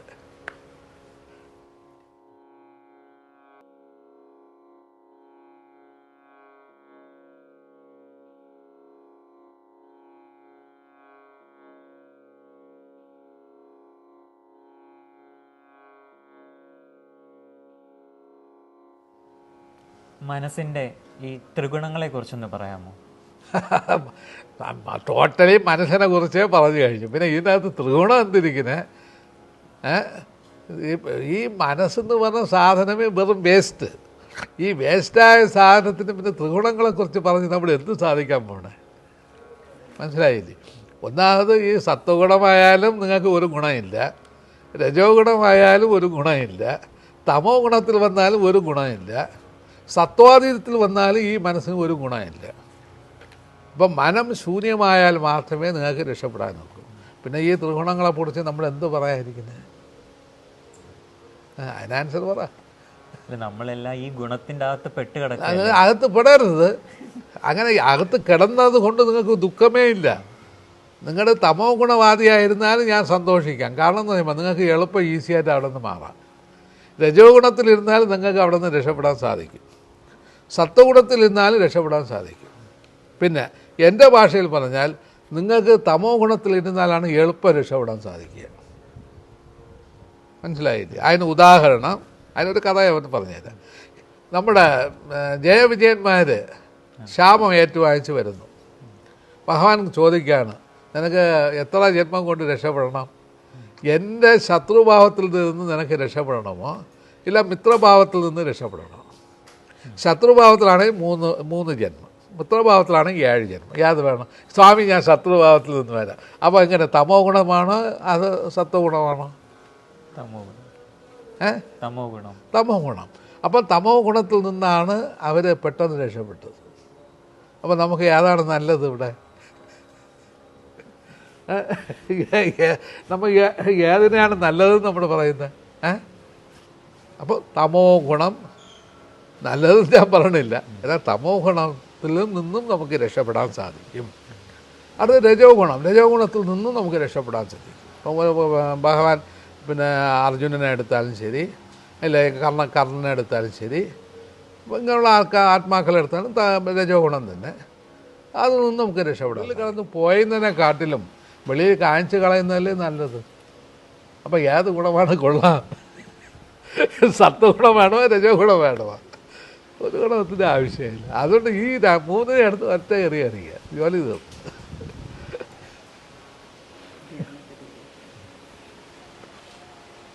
ധ്യാനത്തെ പറ്റി ധ്യാനം. ഞാൻ ഇതുവരെയ്ക്ക് ധ്യാനം തന്നെ പറഞ്ഞുകൊണ്ടിരുന്നത്. അതായത് ധ്യാനം എന്ന് പറയുന്നത് നിങ്ങളുടെ പരിശ്രമിച്ച് ഒന്നും ചെയ്യുന്നത് ധ്യാനമല്ല. പരിശ്രമിക്കാതെ ഇരിക്കുന്നതാണ് ധ്യാനം. ഇവിടെ നമ്മുടെ എല്ലാം പരിശ്രമത്തിലേക്ക് പോയി വിഴുന്ന് നമ്മുടെ ആയുസ്സുകളെ നശിപ്പിച്ചുകൊണ്ടിരിക്കുകയാണ്. ടോട്ടലി നശിപ്പിച്ചുകൊണ്ടിരിക്കുന്നു. കാരണം എന്ന് പറഞ്ഞാൽ ഈ മനസ്സിന് ഒരു കുഴപ്പമുണ്ട്. ഈ ചെളിവെള്ളം പോലെയാണ് മനസ്സ്.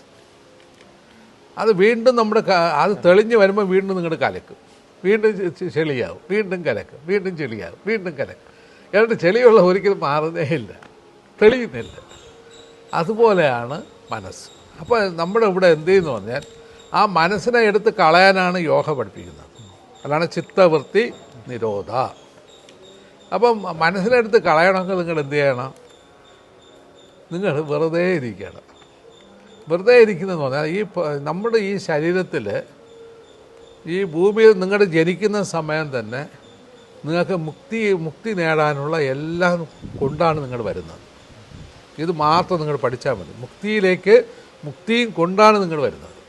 അല്ലാതെ നിങ്ങൾ ഇപ്പോൾ വരുന്ന സമയത്ത് അയ്യോ ഞാൻ ഭൂമിയിൽ ജനിച്ച് ഇനി എത്ര ജന്മം എടുക്കുമോ, ആനയാണോ പൂനയാണോ എന്നൊന്നും നിങ്ങൾ ഫീൽ ചെയ്യേണ്ട ആവശ്യമേ ഇല്ല. കാരണം നിങ്ങളുടെ കർമ്മത്തിനെ ബേസ് ചെയ്ത് നിങ്ങൾ വീണ്ടും ഒരു കർമ്മത്തിനെ ഉണ്ടാക്കുമ്പോഴാണ് വീണ്ടും ജന്മം എടുക്കുന്നത്. നിങ്ങൾ ഒന്നും ചെയ്യാതിരുന്നാൽ കൊണ്ട് അതോടെ തീർന്നു. കാരണം ഒരു വണ്ടി ഓടുന്ന സമയത്ത് എവിടെ ബ്രേക്ക് ഇടുന്നോ അവിടെ നിന്നോളൂ, അതിനപ്പം പോവില്ല. നിങ്ങൾ ബ്രേക്ക് ഇടണം. അവിടെ ബ്രേക്ക് ഇടുന്നതാണ് മെഡിറ്റേഷൻ എന്ന് പറയുന്നത്. അപ്പം ബ്രേക്ക് ഇട്ട് കഴിഞ്ഞാൽ അവിടെ പിന്നെ അതിനപ്പുറം നമുക്ക് ഓടേണ്ട ആവശ്യമില്ല. അപ്പം അതേപോലെ തന്നെ മനസ്സിന് നമ്മൾ ബ്രേക്ക് ഇടുക. എങ്ങനെ ബ്രേക്ക് ഇടണം എന്ന് പറഞ്ഞാൽ ഇതിൽ 3-4 കാര്യങ്ങൾ യോഗിമാർ പറഞ്ഞിട്ടുണ്ട്. ഒന്നെന്ന് പറഞ്ഞാൽ നിങ്ങളുടെ ആഗ്രഹത്തിനെ ഫുൾഫിൽ ചെയ്യുക, ആഗ്രഹം ഇല്ലാതെയാക്കുക. അത് ഫുൾഫിൽ ചെയ്യാൻ വേണമെങ്കിൽ ഇല്ലാതെയാക്കുക. അതിനെ ഫുൾഫിൽ ചെയ്താൽ വീണ്ടും കൂടും. അതുകൊണ്ട് അതിനെ കാരണം ഇല്ലാതെയാക്കുക. ലാഭം നോക്കണ്ട, നഷ്ടം നോക്കണ്ട, മതി എന്ന് ചിന്തിച്ചാൽ മതി. എനിക്കതെല്ലാം മതി. അപ്പോൾ ആദ്യത്തെ സ്റ്റെപ്പ് അതാണ്. രണ്ടാമത്തെ സ്റ്റെപ്പ് എന്ന് പറയുന്നത്, ഇവിടെ ഇരുന്നും കൊണ്ട് ആർക്കും മോക്ഷം കിട്ടിയിട്ടില്ല. ചില ആൾക്കാർ നടന്നു പോകുന്ന സമയത്തെ മോക്ഷം കിട്ടിയ ആൾക്കാരുണ്ട്. അതിന് മുക്തിക്ക് വേണ്ടി ഒരിടത്ത് ഇരുന്ന് ഇങ്ങനെ ഒരു ആക്ഷനൊക്കെ കൊടുത്ത് നിങ്ങൾക്ക് മോക്ഷം പ്രാപിക്കാമെന്ന് വെച്ചാൽ നിങ്ങളെപ്പോലെ മണ്ട ലോകത്ത് ആരുമില്ല. അങ്ങനെ ഒന്നും ദൈവം പറഞ്ഞിട്ടേ ഇല്ല. ദൈവം അവിടെ നിന്നേ എല്ലാം ചിത്രീകരിച്ചാണ് വന്നത്. ഇങ്ങനെയൊക്കെ ഇരുന്നതെന്ന് ഞാൻ തരാമെന്ന് പറഞ്ഞാൽ ഇതിനെക്കാളും മണ്ടനായ ദൈവം ലോകത്തില്ല എന്ന് പറയാം. അങ്ങനെ ഒന്നുമില്ല. അപ്പോൾ ഇവിടെ എന്ത് ചെയ്യണമെന്ന് പറഞ്ഞാൽ സ്വസ്ഥമായിട്ട് ഇരിക്കുക. എവിടെയെങ്കിലും ഇരിക്കുക, അതല്ലെങ്കിൽ നിൽക്കുക, അല്ലെങ്കിൽ കിടക്കുക, എന്തുവേണം ചെയ്യുക. സ്വസ്ഥമാകുക. ആദ്യം മതിയെന്ന് ചിന്തിക്കണം, രണ്ടാമത് സ്വസ്ഥമാകണം. മൂന്നാമത് ചെയ്യേണ്ടത് ഇവിടെ എനിക്ക് ചെയ്യാൻ ഒന്നുമില്ല, പ്രപഞ്ചത്തിൽ എനിക്ക് ഒന്നും ചെയ്യാനില്ല. പിന്നെ ചെയ്തതിനെ കുറിച്ചുള്ള നിങ്ങൾ ചിന്തിക്കും വേണ്ട. ലാഭവും നഷ്ടവും നിങ്ങൾ ചിന്തിക്കേണ്ട ആവശ്യമേ ഇല്ല. ലാഭം വന്നാലും നിങ്ങൾക്ക് ഒരു ചുക്കും ചെയ്യാൻ പോണില്ല, നഷ്ടം വന്നാലും നിങ്ങളുടെ ഒരു ചുക്കും ചെയ്യാൻ പോണില്ല. മനസ്സിലായില്ലേ? ഈ രണ്ടുമില്ല. അങ്ങനെ വരുമ്പോൾ നിങ്ങളുടെ കർമ്മത്തിൻ്റെ വിത്ത് നിങ്ങളുടെ കയ്യിലെടുക്കില്ല, എടുത്ത് കളഞ്ഞിട്ടിരിക്കുക. എന്നിട്ട് നിങ്ങൾ വെറുതെ ഇരുന്ന് വാച്ച് ചെയ്യുക, അത്രയേ ഉള്ളൂ. വെറുതെ ഇരുന്ന് വാച്ച് ചെയ്യുക എന്ന് പറഞ്ഞാൽ നിങ്ങളുടെ ബോഡി കോൺഷ്യസിലേക്ക് മനസ്സിനെ കൊടുത്ത് വാച്ച് ചെയ്തുകൊണ്ടിരുന്നാൽ മതി. ബോഡി കോൺഷ്യസ് എന്ന് പറഞ്ഞാൽ നമ്മൾ കണ്ണടച്ച് വെറുതെ ഇരിക്കുക. ബോഡിയിൽ ചിലപ്പം ഒരിടത്ത് വേദന ഉണ്ടെങ്കിൽ വേദന വരട്ട്, അതിനെ നിങ്ങളുടെ കോൺഷ്യസ് ചെയ്യുക, അതിനൊന്നും കുഴപ്പമില്ല. എന്ത് വന്നാലും ശരിയല്ല, നിങ്ങളുടെ അതിലേക്ക് ഫുൾ ഫീൽ ചെയ്തുകൊണ്ടേ ഇരിക്കുക. അങ്ങനെ ഫീൽ ചെയ്ത് വരുന്ന സമയത്ത് ഈ മനസ്സ് ഈ ബോഡി വിട്ട് വെളിയിൽ പോയി കളയും. ബോഡി കോൺഷ്യസ് വിട്ട് വെളിയിൽ. അപ്പോൾ ആദ്യമൊക്കെ നമുക്ക് തോന്നും ഇതൊക്കെ വലിയ എന്തൊക്കെയാണ്, ഇത് നമുക്ക് ചെയ്യാൻ വെക്കുമോ അല്ലെ വെക്കൂലയോ, ഇതെങ്ങനെയാണോ എന്നൊക്കെ തോന്നൽ വരും. അങ്ങനെ ഒന്നുമല്ല, കറക്റ്റായിട്ടാണ്. അപ്പോൾ ഈ ബോഡി കോൺഷ്യസിനെ കുറിച്ച് നിങ്ങൾ ഫീൽ ചെയ്യാതെ നിങ്ങൾ അങ്ങനെ ഇരുന്ന് വരുന്ന സമയം പിന്നെ വന്നിട്ട് ഈ മനസ്സിന് ഇവിടെ ഒരു ജോലി ഇല്ല എന്ന് പൂർണ്ണമായിട്ട് അത് അറിയാൻ തുടങ്ങും. അപ്പോൾ അറിയാൻ തുടങ്ങുന്ന സമയത്ത് നിങ്ങളുടെ ഇപ്പം ഒരു ഉദാഹരണം എന്ന് പറഞ്ഞാൽ ഈ മനസ്സിനെ അറിയാൻ തുടങ്ങുന്ന എങ്ങനെ എന്നൊരു ചോദ്യം ചോദിക്കും. നിങ്ങൾക്ക് ഈ ഒരു സ്റ്റേജ് നിങ്ങൾക്ക് വരുന്ന സമയം നിങ്ങൾ ഒരിടത്ത് നടന്നു പോകുമ്പോഴും വെറുതെ നിങ്ങൾ നടന്നു പോവുകയല്ലാതെ ഒന്നിനെയും നിങ്ങളെ അട്രാക്റ്റ് ചെയ്യില്ല. അപ്പോൾ ഉടനെ മനസ്സിലാക്കിക്കൊണ്ട് എൻ്റെ മനസ്സ് ഞാൻ ഈ ലെവലിലേക്ക് പോകാൻ തുടങ്ങിയതാണ്.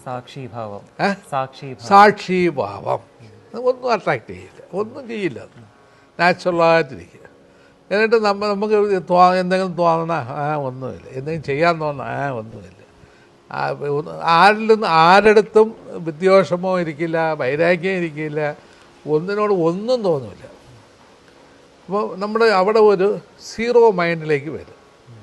കാരണം പ്ലസ് മൈൻഡിലേക്ക് ഇരുന്നാലും നിങ്ങൾക്ക് മോക്ഷമില്ല, മൈനസ് മൈൻഡിൽ ഇരുന്നാലും മോക്ഷമില്ല. പ്രതിഹാരിയായിരുന്നാലും മോക്ഷം കിട്ടില്ല, എല്ലാവരെയും അനുഗ്രഹിക്കണമെന്ന് പറഞ്ഞിരുന്നാലും മോക്ഷം കിട്ടില്ല. നിങ്ങളുടെ കൂടെ ശുദ്ധശൂന്യമായി 0 ആയിരിക്കും. ആ 0-യിൽ വന്നു കഴിഞ്ഞാൽ ഈ കറക്റ്റായിരിക്കും. ഇത് ആദ്യത്തെ സ്റ്റെപ്പ്. ഇങ്ങനെ നിങ്ങളുടെ ഇരുന്ന് വരുന്ന സമയം നിങ്ങൾക്ക് ഇപ്പം കുണ്ടലിനെ പറ്റി നേരത്തെ പറഞ്ഞതുപോലെ ഇയാൾ പതുക്കെ ഇവിടെ കൂടെയൊക്കെ ഒഴിക്കും. ചിലപ്പം കൈകാല വേദന, പല അസുഖങ്ങളൊക്കെ വരാം, അതൊക്കെ വരട്ടെ. ഇങ്ങനെ വരുന്ന സമയത്ത് ഈ സൗണ്ട് വൈബ്രേഷനൊക്കെ ആദ്യം വരും. കാരണം ലൈറ്റും സൗണ്ടും ഒന്നിച്ചാണ് വരുന്നത്. ഈ സൗണ്ട് വൈബ്രേഷൻ എല്ലാം വരാൻ തുടങ്ങുമ്പോൾ പിന്നെ നിങ്ങൾ വെറുതെ ഇരുന്ന് അത് മാത്രം കേട്ടുകൊണ്ടേയിരിക്കും. നാദം കേട്ട് അത് കേട്ട് അതിലൊന്നും ഇങ്ങനെ വേണമെങ്കിൽ ഉറങ്ങും, ഉറങ്ങാതെ ഇരിക്കുക, എങ്ങനെ വേണമെങ്കിൽ ഇരിക്കുക. അത് ബൈ നാച്ചുറലായി നിങ്ങളെ കൊണ്ടുവിടും. അപ്പം ഈശ്വര സാക്ഷാത്കാരം അല്ലെങ്കിൽ ബ്രഹ്മസാക്ഷാത്കാരം അല്ലെങ്കിൽ ആത്മസാക്ഷാത്കാരം എന്ന് പറഞ്ഞത് ബൈ നാച്ചുറലായി സംഭവിക്കേണ്ട കാര്യമാണ്. ആർട്ടിഫിഷ്യൽ സംഭവിക്കുന്ന സാധനമേ അല്ല. അല്ലാതെ നിങ്ങളുടെ എന്ത് കൂടോത്രം ചെയ്താലും, എങ്ങനെ തപസ് ചെയ്താലും, എന്തൊക്കെ നിങ്ങൾ കാട്ടിക്കുട്ടിയാലും നിങ്ങൾക്ക് പട്ടപൂജ്യമേ കിട്ടും.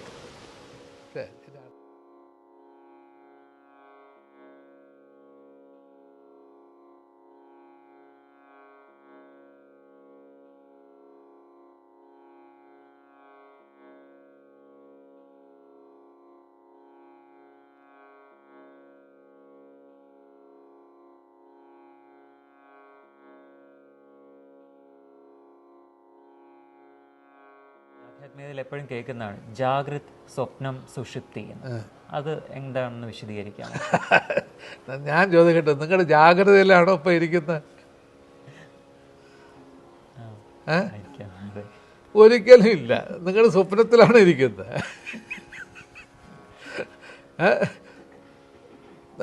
നമ്മൾ ആക്ച്വലി ഇത് ജാഗ്രത എന്ന് പോലും പറയാൻ കഴിയില്ല. ജാഗ്രത എന്ന് പറയുന്നതിൻ്റെ മീനിങ് ഫുൾ കോൺഷ്യസ് എന്നർത്ഥം.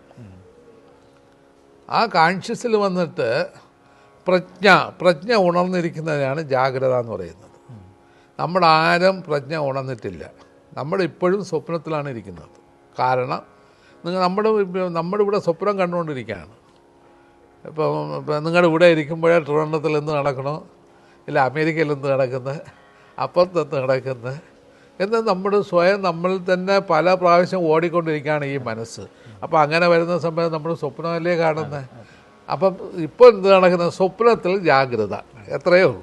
അതുകൊണ്ട് നിങ്ങളിപ്പം ഒരിക്കലും ജാഗ്രത എന്ന് പറയില്ല. അപ്പം ഞങ്ങൾ മീൻ ചെയ്യുന്ന ജാഗ്രത ടോട്ടലി വന്നിട്ട് കോൺഷ്യസായിട്ട് സൈലൻ്റ് ആയിരിക്കുന്നതിനാണ് ജാഗ്രത എന്ന് പറയുന്നത്. Totally silent, full conscious. അത് കഴിഞ്ഞ് സ്വപ്നം എല്ലാവർക്കും അറിയാം. കാരണം നിങ്ങൾ ഉറങ്ങിയാലും സ്വപ്നം കാണും, ഉണർന്നിരുന്നാലും സ്വപ്നം കാണും. അത് സ്വപ്നം തന്നെ. അത് കാരണം എന്ന് കർമ്മത്തിൻ്റെ മുതൽക്കൂട്ടാണ് സ്വപ്നം. കർമ്മത്തിൻ്റെ മുതൽക്കൂട്ട് എങ്ങനെയാണെന്ന് പറഞ്ഞാൽ, നിങ്ങൾ പോയ ജന്മത്തിലുള്ളതായിരിക്കാം, ഈ ജന്മത്തിലുള്ളതായിരിക്കാം. ഇതിൻ്റെയൊക്കെ കർമ്മങ്ങളെല്ലാം നിങ്ങൾ എന്ത് ചെയ്യുക, എല്ലാം ഇവിടെ സ്റ്റോർ ചെയ്യും. അത് സ്റ്റോർ ചെയ്ത് നിങ്ങളുടെ അതിൽ കുറച്ച് ഭാഗങ്ങളെ നിങ്ങളുടെ ആക്റ്റീവ് ചെയ്യുള്ളൂ, ബാക്കിയുള്ളതെല്ലാം നിങ്ങളുടെ സ്റ്റോർ ചെയ്യും. ഇപ്പം ഒരു ഉദാഹരണം എന്ന് പറഞ്ഞാൽ, ഇപ്പം നരേന്ദ്രമോദി പ്രധാനമന്ത്രിയായി. വിത്തിൻ സെക്കൻഡിൽ നിങ്ങളുടെ ഉള്ളിൽ എനിക്ക് ആയാൽ എന്തെന്നൊരു തോന്നൽ വരും. അപ്പോൾ നിങ്ങളവിടെ സ്റ്റോർ ചെയ്ത് കഴിഞ്ഞാൽ നിങ്ങൾക്ക് എന്തെങ്കിലും ഒരു ദിവസം നരേന്ദ്രമോദിയെ പോലെ പ്രധാനമന്ത്രി ആയതിനു ശേഷമേ നിങ്ങൾക്ക് വിമോചനമുള്ളൂ. അപ്പോൾ നിങ്ങൾ അതുവരേക്കും സ്വപ്നം കണ്ടുകൊണ്ട് തന്നെ ഇരിക്കും. അപ്പോൾ എന്ത് ചെയ്യാൻ നോക്കൂ? അപ്പോൾ നമ്മുടെ എന്ത് ചെയ്യണം? ഇതിനടുത്ത് കളയണം. നരേന്ദ്രമോദിയുടെ ജോലി, എനിക്ക് എൻ്റെ ജോലി എന്നുള്ളത് ഇതിനെ നമ്മുടെ അടുത്ത് കളഞ്ഞാൽ നമുക്ക് ഈ സ്വപ്നത്തിൽ നിന്ന് രക്ഷപ്പെടാം. ഇല്ലെങ്കിൽ ഇതിനെ നമ്മൾ എക്സ്പാൻഷൻ ചെയ്ത് കൂട്ടിക്കൊണ്ടേ വരാം. ഇപ്പം ഞാൻ തന്നെ ഇവിടെ ഇരിക്കുന്നു, എനിക്കിവിടെ വലിയൊരു കൊട്ടാരം ഉണ്ടാക്കണമെന്ന് ആഗ്രഹിച്ച പോക്ക്. ഞാൻ ആഗ്രഹിക്കേണ്ട, അത് നാച്ചുറലായിട്ട് നടക്കേണ്ട ആണെങ്കിൽ നടന്നോളൂ. നമ്മുടെ ആഗ്രഹിക്കേണ്ട ആവശ്യമേ ഇല്ല. ബൈ നാച്ചുറലാണ് അത്. അതേ നടത്തേണ്ടത്. എന്തുകൊണ്ട് പറഞ്ഞാൽ നമ്മുടെ ഭൂമിയിൽ വരുന്ന സമയം ഒരു ചെറിയൊരു പ്ലാനാണ്, കൂടിയാണ് വരുന്നത്. ആ പ്ലാനിങ്ങോട് കൂടി വന്ന് ഇവിടെ നടക്കുന്ന സമയത്ത് ഇവിടെ വന്നിട്ടാണ് നിങ്ങൾ പ്ലാനിങ് എല്ലാം കുറച്ച് കൂട്ടിയത്. അതുകൊണ്ടാണ് വീണ്ടും നിങ്ങളുടെ ജന്മം എടുത്തത്. ആ പ്ലാനിങ് മാത്രം നടന്നു വന്നതെങ്കിലും കുഴപ്പമില്ല. നിങ്ങളിവിടെ ഉള്ളതെല്ലാം കൂട്ടാൻ പോയതിന് വീട്ടിൽ നമ്മുടെ ജന്മങ്ങളെ എന്തിനു പാഴാക്കുന്നത്? അതുകൊണ്ട് നമ്മൾ കണ്ടതെല്ലാം സ്വപ്നം മാത്രമാണ്. സുഷുപ്തി ഏറ്റവും നല്ല ഒരു മരണമാണത്. കാരണം നിങ്ങൾ ഉള്ള സമയത്ത് നല്ലോണം ഉറങ്ങുക. കാരണം ഉറങ്ങുന്ന സമയത്ത് നിങ്ങൾക്ക് ദൈവവും ഇല്ല, നിങ്ങളുടെയും ഇല്ല. ഈ അവസ്ഥ ഉണർന്നിരിക്കുമ്പോൾ നിങ്ങൾക്ക് ഉണ്ടെങ്കിൽ നിങ്ങൾ മുക്തനായി. ഇതാണ് നമ്മുടെ പാഠം. നമ്മുടെ പാഠം എന്നല്ല, എല്ലാ യോഗിമാരുടെയും അനുഭവിച്ച സാധകന്മാരുടെ പാഠം ഇത് തന്നെ. ഉണർന്നിരിക്കുമ്പോഴും നിങ്ങൾ ഉറങ്ങിയിരുന്നാൽ ആ സുഷുപ്തിയിൽ നിങ്ങൾക്ക് കിട്ടുന്ന ആ സുഖം ഉണർന്നിരിക്കുമ്പോഴും കിട്ടിക്കൊണ്ടിരുന്നാൽ അതാണ് മോക്ഷം. ഇപ്പോൾ മോക്ഷത്തിനെക്കുറിച്ച് വേറെ പറയാനില്ലല്ലോ. അപ്പോൾ നിങ്ങൾ എന്ത് ചെയ്യണം? നല്ലോണം ഉറങ്ങുക. കാരണം അങ്ങനെ ഉറങ്ങിയെങ്കിലും നിങ്ങളുടെ കർമ്മത്തിന് സീറോ ആക്കുക. അപ്പം ജോലി തോന്നും. അതിനോടൊപ്പം തന്നെ ഈ തുര്യാതീതം, അതായത് സുഷുപ്തിയിൽ നിന്ന് കുറച്ചുകൂടെ പ്രൊമോട്ട് ചെയ്താണ് തുരീയം. അതെങ്ങനെ തുരീയം എന്നാൽ ബോധത്തോടു കൂടി ഉറങ്ങുന്നതാണ് തുരീയം. ഞാൻ ഇപ്പം പറഞ്ഞത് സംഭവം തന്നെ. ബോധത്തോടു കൂടി ഉറങ്ങുന്നു. തൂങ്കാമൽ തൂങ്കെന്ന് തമിഴിൽ പറയും. തമിഴിൽ സിദ്ധന്മാരെല്ലാം ഈസിയായിട്ട് പറഞ്ഞു കളയും. തൂങ്കാമൽ തൂങ്ക് എന്ന് പറഞ്ഞാൽ അതിൻ്റെ മീനിങ് എന്ത് തോട്ട്ലെസ്സും നമ്മുടെ താട്ടും ഇരിക്കരുത്. ഒരു ചിന്തകളൊന്നും ഇല്ലാതെ നമ്മൾ അതേസമയം ഉണർന്നിരിക്കും, അതേസമയം ഉറങ്ങിയിരിക്കും. അവിടെ ഒരു നമ്മുടെ ടെൻഷനില്ല, മറ്റുള്ള വൈബ്രേഷൻസ് ഇല്ല, വല്ലൊരു തോട്ട്സ് ഇല്ല, വല്ല ഫീലിങ്സ് ഇല്ല, അതുപോലെ വിഷൻസ് ഇല്ല, ഒന്നുമില്ല. മനസ്സിലായില്ലേ? അപ്പോൾ അങ്ങനെ ഇപ്പം നിറയെ ആൾക്കാർ ഞാൻ ഗണപതിയെ കണ്ടു, രാമനെ കണ്ടു, ഗോവിന്ദനെ പോടാ പുല്ലേന്ന് പറയും. നമ്മൾ ഇതെല്ലായിടത്തും ദൂരെ കളയണം. ഇതൊന്നും നമുക്ക് ശാശ്വതമല്ല. കാരണം രണ്ടെന്ന് വരുന്ന സമയത്ത് നിങ്ങൾക്ക് ഉറങ്ങാൻ സാധിക്കുകയില്ല. നിങ്ങളുടെ ഏകനായിരുന്നാൽ മാത്രമേ ഉറങ്ങാൻ കഴിയൂ. ദൈവത്തിനെ പോലും കളയണം. അതുകൊണ്ടാണ് ശൈവ സിദ്ധാന്തത്തിൽ തിരുമൂലൻ പറയുന്നുണ്ട്, നിങ്ങൾക്ക് എന്ത് ചെയ്യണം? ഈ ആഗ്രഹം എന്ന് പറയുന്നത് ഈശ്വരൻ്റെ അടുത്ത് പോലും ആഗ്രഹം പാടില്ലെന്നാണ്. അപ്പം അതുപോലും എടുത്ത് കളഞ്ഞെങ്കിൽ മാത്രമേ ഈ തുരീയത്തിൻ്റെ ലെവലിലേക്ക് നിങ്ങൾക്ക് വരാൻ സാധിക്കും. ഈ തുരീയം വേറെ ഒന്നുമേ ഇല്ല. നിങ്ങളുടെ സ്വസ്ഥമായിട്ട് ഉണർന്നിരുന്ന് ഉറങ്ങുക എന്നർത്ഥം. അത്രയേ ഉള്ളൂ. തുര്യാതീതവും സമാധി. തുര്യാതീതം എന്ന് പറയുന്നത് ഈ തുര്യത്തിൻ്റെ ഹയസ്റ്റ് സ്റ്റേജ്. എപ്പോഴും നിങ്ങളുടെ ശൂന്യാവസ്ഥ. അപ്പോഴും നമ്മുടെ ശ്വാസം കാണില്ല, ഉണർന്നിരിക്കും. കണ്ണ് കിടന്ന് ആടും, അല്ലെങ്കിൽ കണ്ണ് തുറന്നെങ്ങനെ ഇരിക്കാം. നിങ്ങളുടെ ഉണർന്നിരിക്കും. ആൾക്കാരെ മുമ്പെല്ലാം ഉണർന്നു ഇരിക്കും. അവർ കാണുന്ന സമയത്ത് ഞാൻ ഉണർന്നിരിക്കുന്നു എന്നല്ല ബോധം ഉണ്ടായിരിക്കും. അതേസമയം അവൻ പൂർണ്ണമായിട്ട് ഉറങ്ങിയവനെ പോലെ ഇരിക്കും. അത് മാത്രമല്ല, അതിലും ഒന്നും കാണില്ല. അതായത് വിദേഹമുക്തൻ എന്നതിന് പേര്. വിദേഹമുക്തൻ എന്ന് പറഞ്ഞാൽ ദേഹബോധം പോലും കാണില്ല. അതാണ് തുര്യാതീതം. സമാധി എന്നത് സമാധി ഒരു ഇനിഷ്യൽ, ഞങ്ങളുടെ ഭാഷയിൽ LKG പാഠം എന്ന് പറയും സമാധി. നിർവികൽക്ക സമാധി എന്ന് പറഞ്ഞാൽ വെറും LKGയിൽ പോയി നിങ്ങൾക്ക് ഒന്നും സാധിക്കാൻ പറ്റില്ല. അത് വീണ്ടും വീണ്ടും പ്രാക്ടീസ് ചെയ്ത് ആ LKG കൂട്ടാൻ പഠിക്കണം. UKG വീണ്ടും അങ്ങനെ പോയിക്കൊണ്ടേയിരിക്കണം. അപ്പോൾ അതിന് നമ്മുടെ പറയുന്ന സംഭവം എന്നിട്ട് കൂടുതൽ ആകാശതത്വത്തിൽ ജീവനെ കൊണ്ട് നിർത്തണം. ജീവൻ്റെ മനസ്സിനെ കൊണ്ട്, ജീവൻ അവിടെ തന്നെ നിൽക്കുന്ന മനസ്സിനെ കൊണ്ട് അവിടെ ഒടുങ്ങുക. അതുകൊണ്ടാണ് നമ്മൾ സദാശിവ ബ്രഹ്മം ഒരിക്കൽ അദ്ദേഹത്തിൻ്റെ അടുത്ത് ആർക്കാട് നവാബ് അയാൾ വന്നിട്ട് ചോദ്യം ചോദിച്ചു, സ്വാമി ഞാൻ പാപം ചെയ്യാതെ ഇരിക്കണം, എങ്ങനെ ചെയ്യണം, എങ്ങനെയെന്ന്. അപ്പോൾ അദ്ദേഹം ഒരു വാക്ക് പറയും, നിൻ്റെ മനസ്സിനകത്ത് എന്ത് ചെയ്യണമെന്ന് തോന്നുന്നു അത് ചെയ്യരുത്, എന്ത് ചെയ്യേണ്ടെന്ന് തോന്നുന്നു അതൊക്കെ ചെയ്യും, നിനക്ക് പാപം ഉണ്ടാകില്ല. ഇത് തന്നെ നമുക്ക് എല്ലാവർക്കുമുള്ള പാഠം. നമുക്ക് ചെയ്യണമെന്ന് തോന്നുന്ന ഒന്നും ചെയ്യരുത്, അപ്പോൾ നിങ്ങൾ അവിടെ നിന്ന് രക്ഷപ്പെടും. ചെയ്യേണ്ടെന്ന് തോന്നുന്നു അതെല്ലാം ചെയ്യുക, അപ്പോൾ നിങ്ങൾ അതിൽ നിന്ന് നമ്മൾ രക്ഷപ്പെടും. ഈ രണ്ട് നമുക്ക് വരണം. അത് നമുക്ക് റിയലൈസേഷൻ കിട്ടാൻ വളരെ എളുപ്പമാണ്. അതെ, തീർച്ചയായും ഇത്രയും നേരം നമ്മൾ ബ്രഹ്മാനന്ദഗിരി സ്വാമികളുമായിട്ടാണ് സത്സംഗം നടത്തിയത്. ചേച്ചി, ഓരോ സാധകനും ഓരോ വാക്കും ശ്രദ്ധയോടെ മനനം ചെയ്യേണ്ടത് തന്നെയാണ്. കാരണം സ്വാമിജിയുടെ വർഷങ്ങളായിട്ടുള്ള ഒരു എക്സ്പീരിയൻസ് ആണത്. കാരണം ജീവിച്ച് അത് പ്രാക്ടീസ് ചെയ്ത് സാധകർക്ക് പറഞ്ഞു കൊടുത്തുകൊണ്ടേയിരിക്കുകയാണ് ഈ നിമിഷം വരെയും. ഓരോ സാധകരും അതിനെ ഉൾക്കൊള്ളുക, മനസ്സിൽ ഇരുത്തി മനസ്സ് ഉറപ്പിച്ച് അതിന് മനനം ചെയ്ത് മുന്നോട്ട് പോകാൻ ഓരോ സാധകർക്കും സാധിക്കട്ടെ എന്ന് മാത്രം പ്രാർത്ഥിക്കുന്നു. സ്വാമിജി, സാധകർക്കൊരു സന്ദേശം എന്നുള്ള രീതിയിൽ എന്താണ്? സാധകൻ്റെ സന്ദേശം എന്ന് പറയുന്നത്, ഫസ്റ്റ് ഓഫ് ഓൾ നിങ്ങൾ ചെയ്യേണ്ടത് നല്ല ഒരു ഗുരുവിനെ സെലക്ട് ചെയ്യുക, ആ ഗുരുവിൽ സറണ്ടർ ചെയ്യണം. സെക്കൻഡിൽ വന്ന് നിങ്ങൾ നല്ല രീതിയിൽ സാധന ചെയ്യണം. സാധന നിങ്ങളുടെ ഇപ്പം ക്രിയായോഗയാണെങ്കിലും ശരി, ഏത് ഗുരുക്കന്മാരിൽ എന്ത് പഠിച്ചാലും ശരി, അതിനെ ഫുൾ റെസ്പോൺസിബിലിറ്റിയോട് കൂടി ഇരുന്ന് നമ്മൾ സാധന ചെയ്യണം. പിന്നെ ഗുരുഭക്തി ഇല്ലാതെ നിങ്ങൾക്ക് ഇത് അറ്റൈൻ ചെയ്യാൻ ഒരിക്കലും സാധിക്കില്ല. രണ്ടാമത്, ഇവിടെ ക്രിയായോഗ എന്ന് പറഞ്ഞ് ഈ നിറയെ പറ്റിപ്പും തട്ടിപ്പും ഒക്കെ നടക്കുന്നുണ്ട്. അതിലേക്കെല്ലാം പോയി നിങ്ങൾ വീഴരുത്. കാരണം ബാബാജിയുടെ ക്രിയായോഗ ആ പരമ്പര എന്ന് വരുന്നത് പിന്നെ യോഗാനന്ദ പരമഹംസനും അതുപോലെ ലേഡി മഹാശയൻ്റെ ശിഷ്യ പരമ്പരയിൽ കൂടി അല്ലാതെ വേറെ ഒരിടത്തുനിന്നും അത് വരിയില്ല. അല്ലാതെ നിങ്ങൾ പോയി വീഴുകയാണെങ്കിൽ പിന്നെ നമ്മൾ താനും കെട്ട് തക്കാരെയും കെടുക്കും എന്നുള്ള ഒരു പഴഞ്ചൊല്ല് പോലെ നമ്മുടെ ജന്മങ്ങളെ പാഴാക്കേണ്ടി വരും. അതുകൊണ്ട് മനഃപൂർവ്വമായിട്ട് പറയുന്നു, ഏത് കാരണവശാലും നിങ്ങൾ ഇങ്ങനെയുള്ള ചാബല്യങ്ങളിലൊക്കെ പോയി വീഴാതെ നല്ല ഒരു ഗുരുവിനെ നിങ്ങൾ സെലക്ട് ചെയ്യുക. ബാബാജി എന്ന് പറഞ്ഞ ഒരു ഗുരു നമ്മുടെ കൂടെ ഉണ്ട്. ആ ഗുരുവിനെ വന്നിട്ട് ഫുൾ സറണ്ടർ ചെയ്ത് നല്ല ഒരു മഹാന്മാർ, അതായത് യോഗാനന്ദ പരമഹംസനോ അല്ലെങ്കിൽ യുക്തേശ്വരഗിരി പരമ്പരയിൽ വരുന്ന ഏതെങ്കിലും ഗുരുദേവനെയോ ആരെങ്കിലും നിങ്ങൾ സ്വീകരിച്ച് അവരിൽ ഫുൾ സറണ്ടർ ചെയ്ത് നിങ്ങൾ നല്ല രീതിയിൽ സാധന ചെയ്ത് മെഡിറ്റേഷൻ ചെയ്യുക. പിന്നെ മാക്സിമം നിങ്ങൾ എത്തേണ്ടത് എന്തൊക്കെയാണെന്നുള്ളത് ഞാൻ ഈ വഴിയിൽ കൂടിയൊക്കെ പറഞ്ഞിട്ടുണ്ട്. ഉള്ളതുപോലെ കേട്ട് തലയിൽ കയറ്റി എല്ലാവരും സാധന ചെയ്യും. അത്രേ എനിക്ക് പറയാനുള്ളൂ. ശരി സ്വാമി. ഓക്കെ.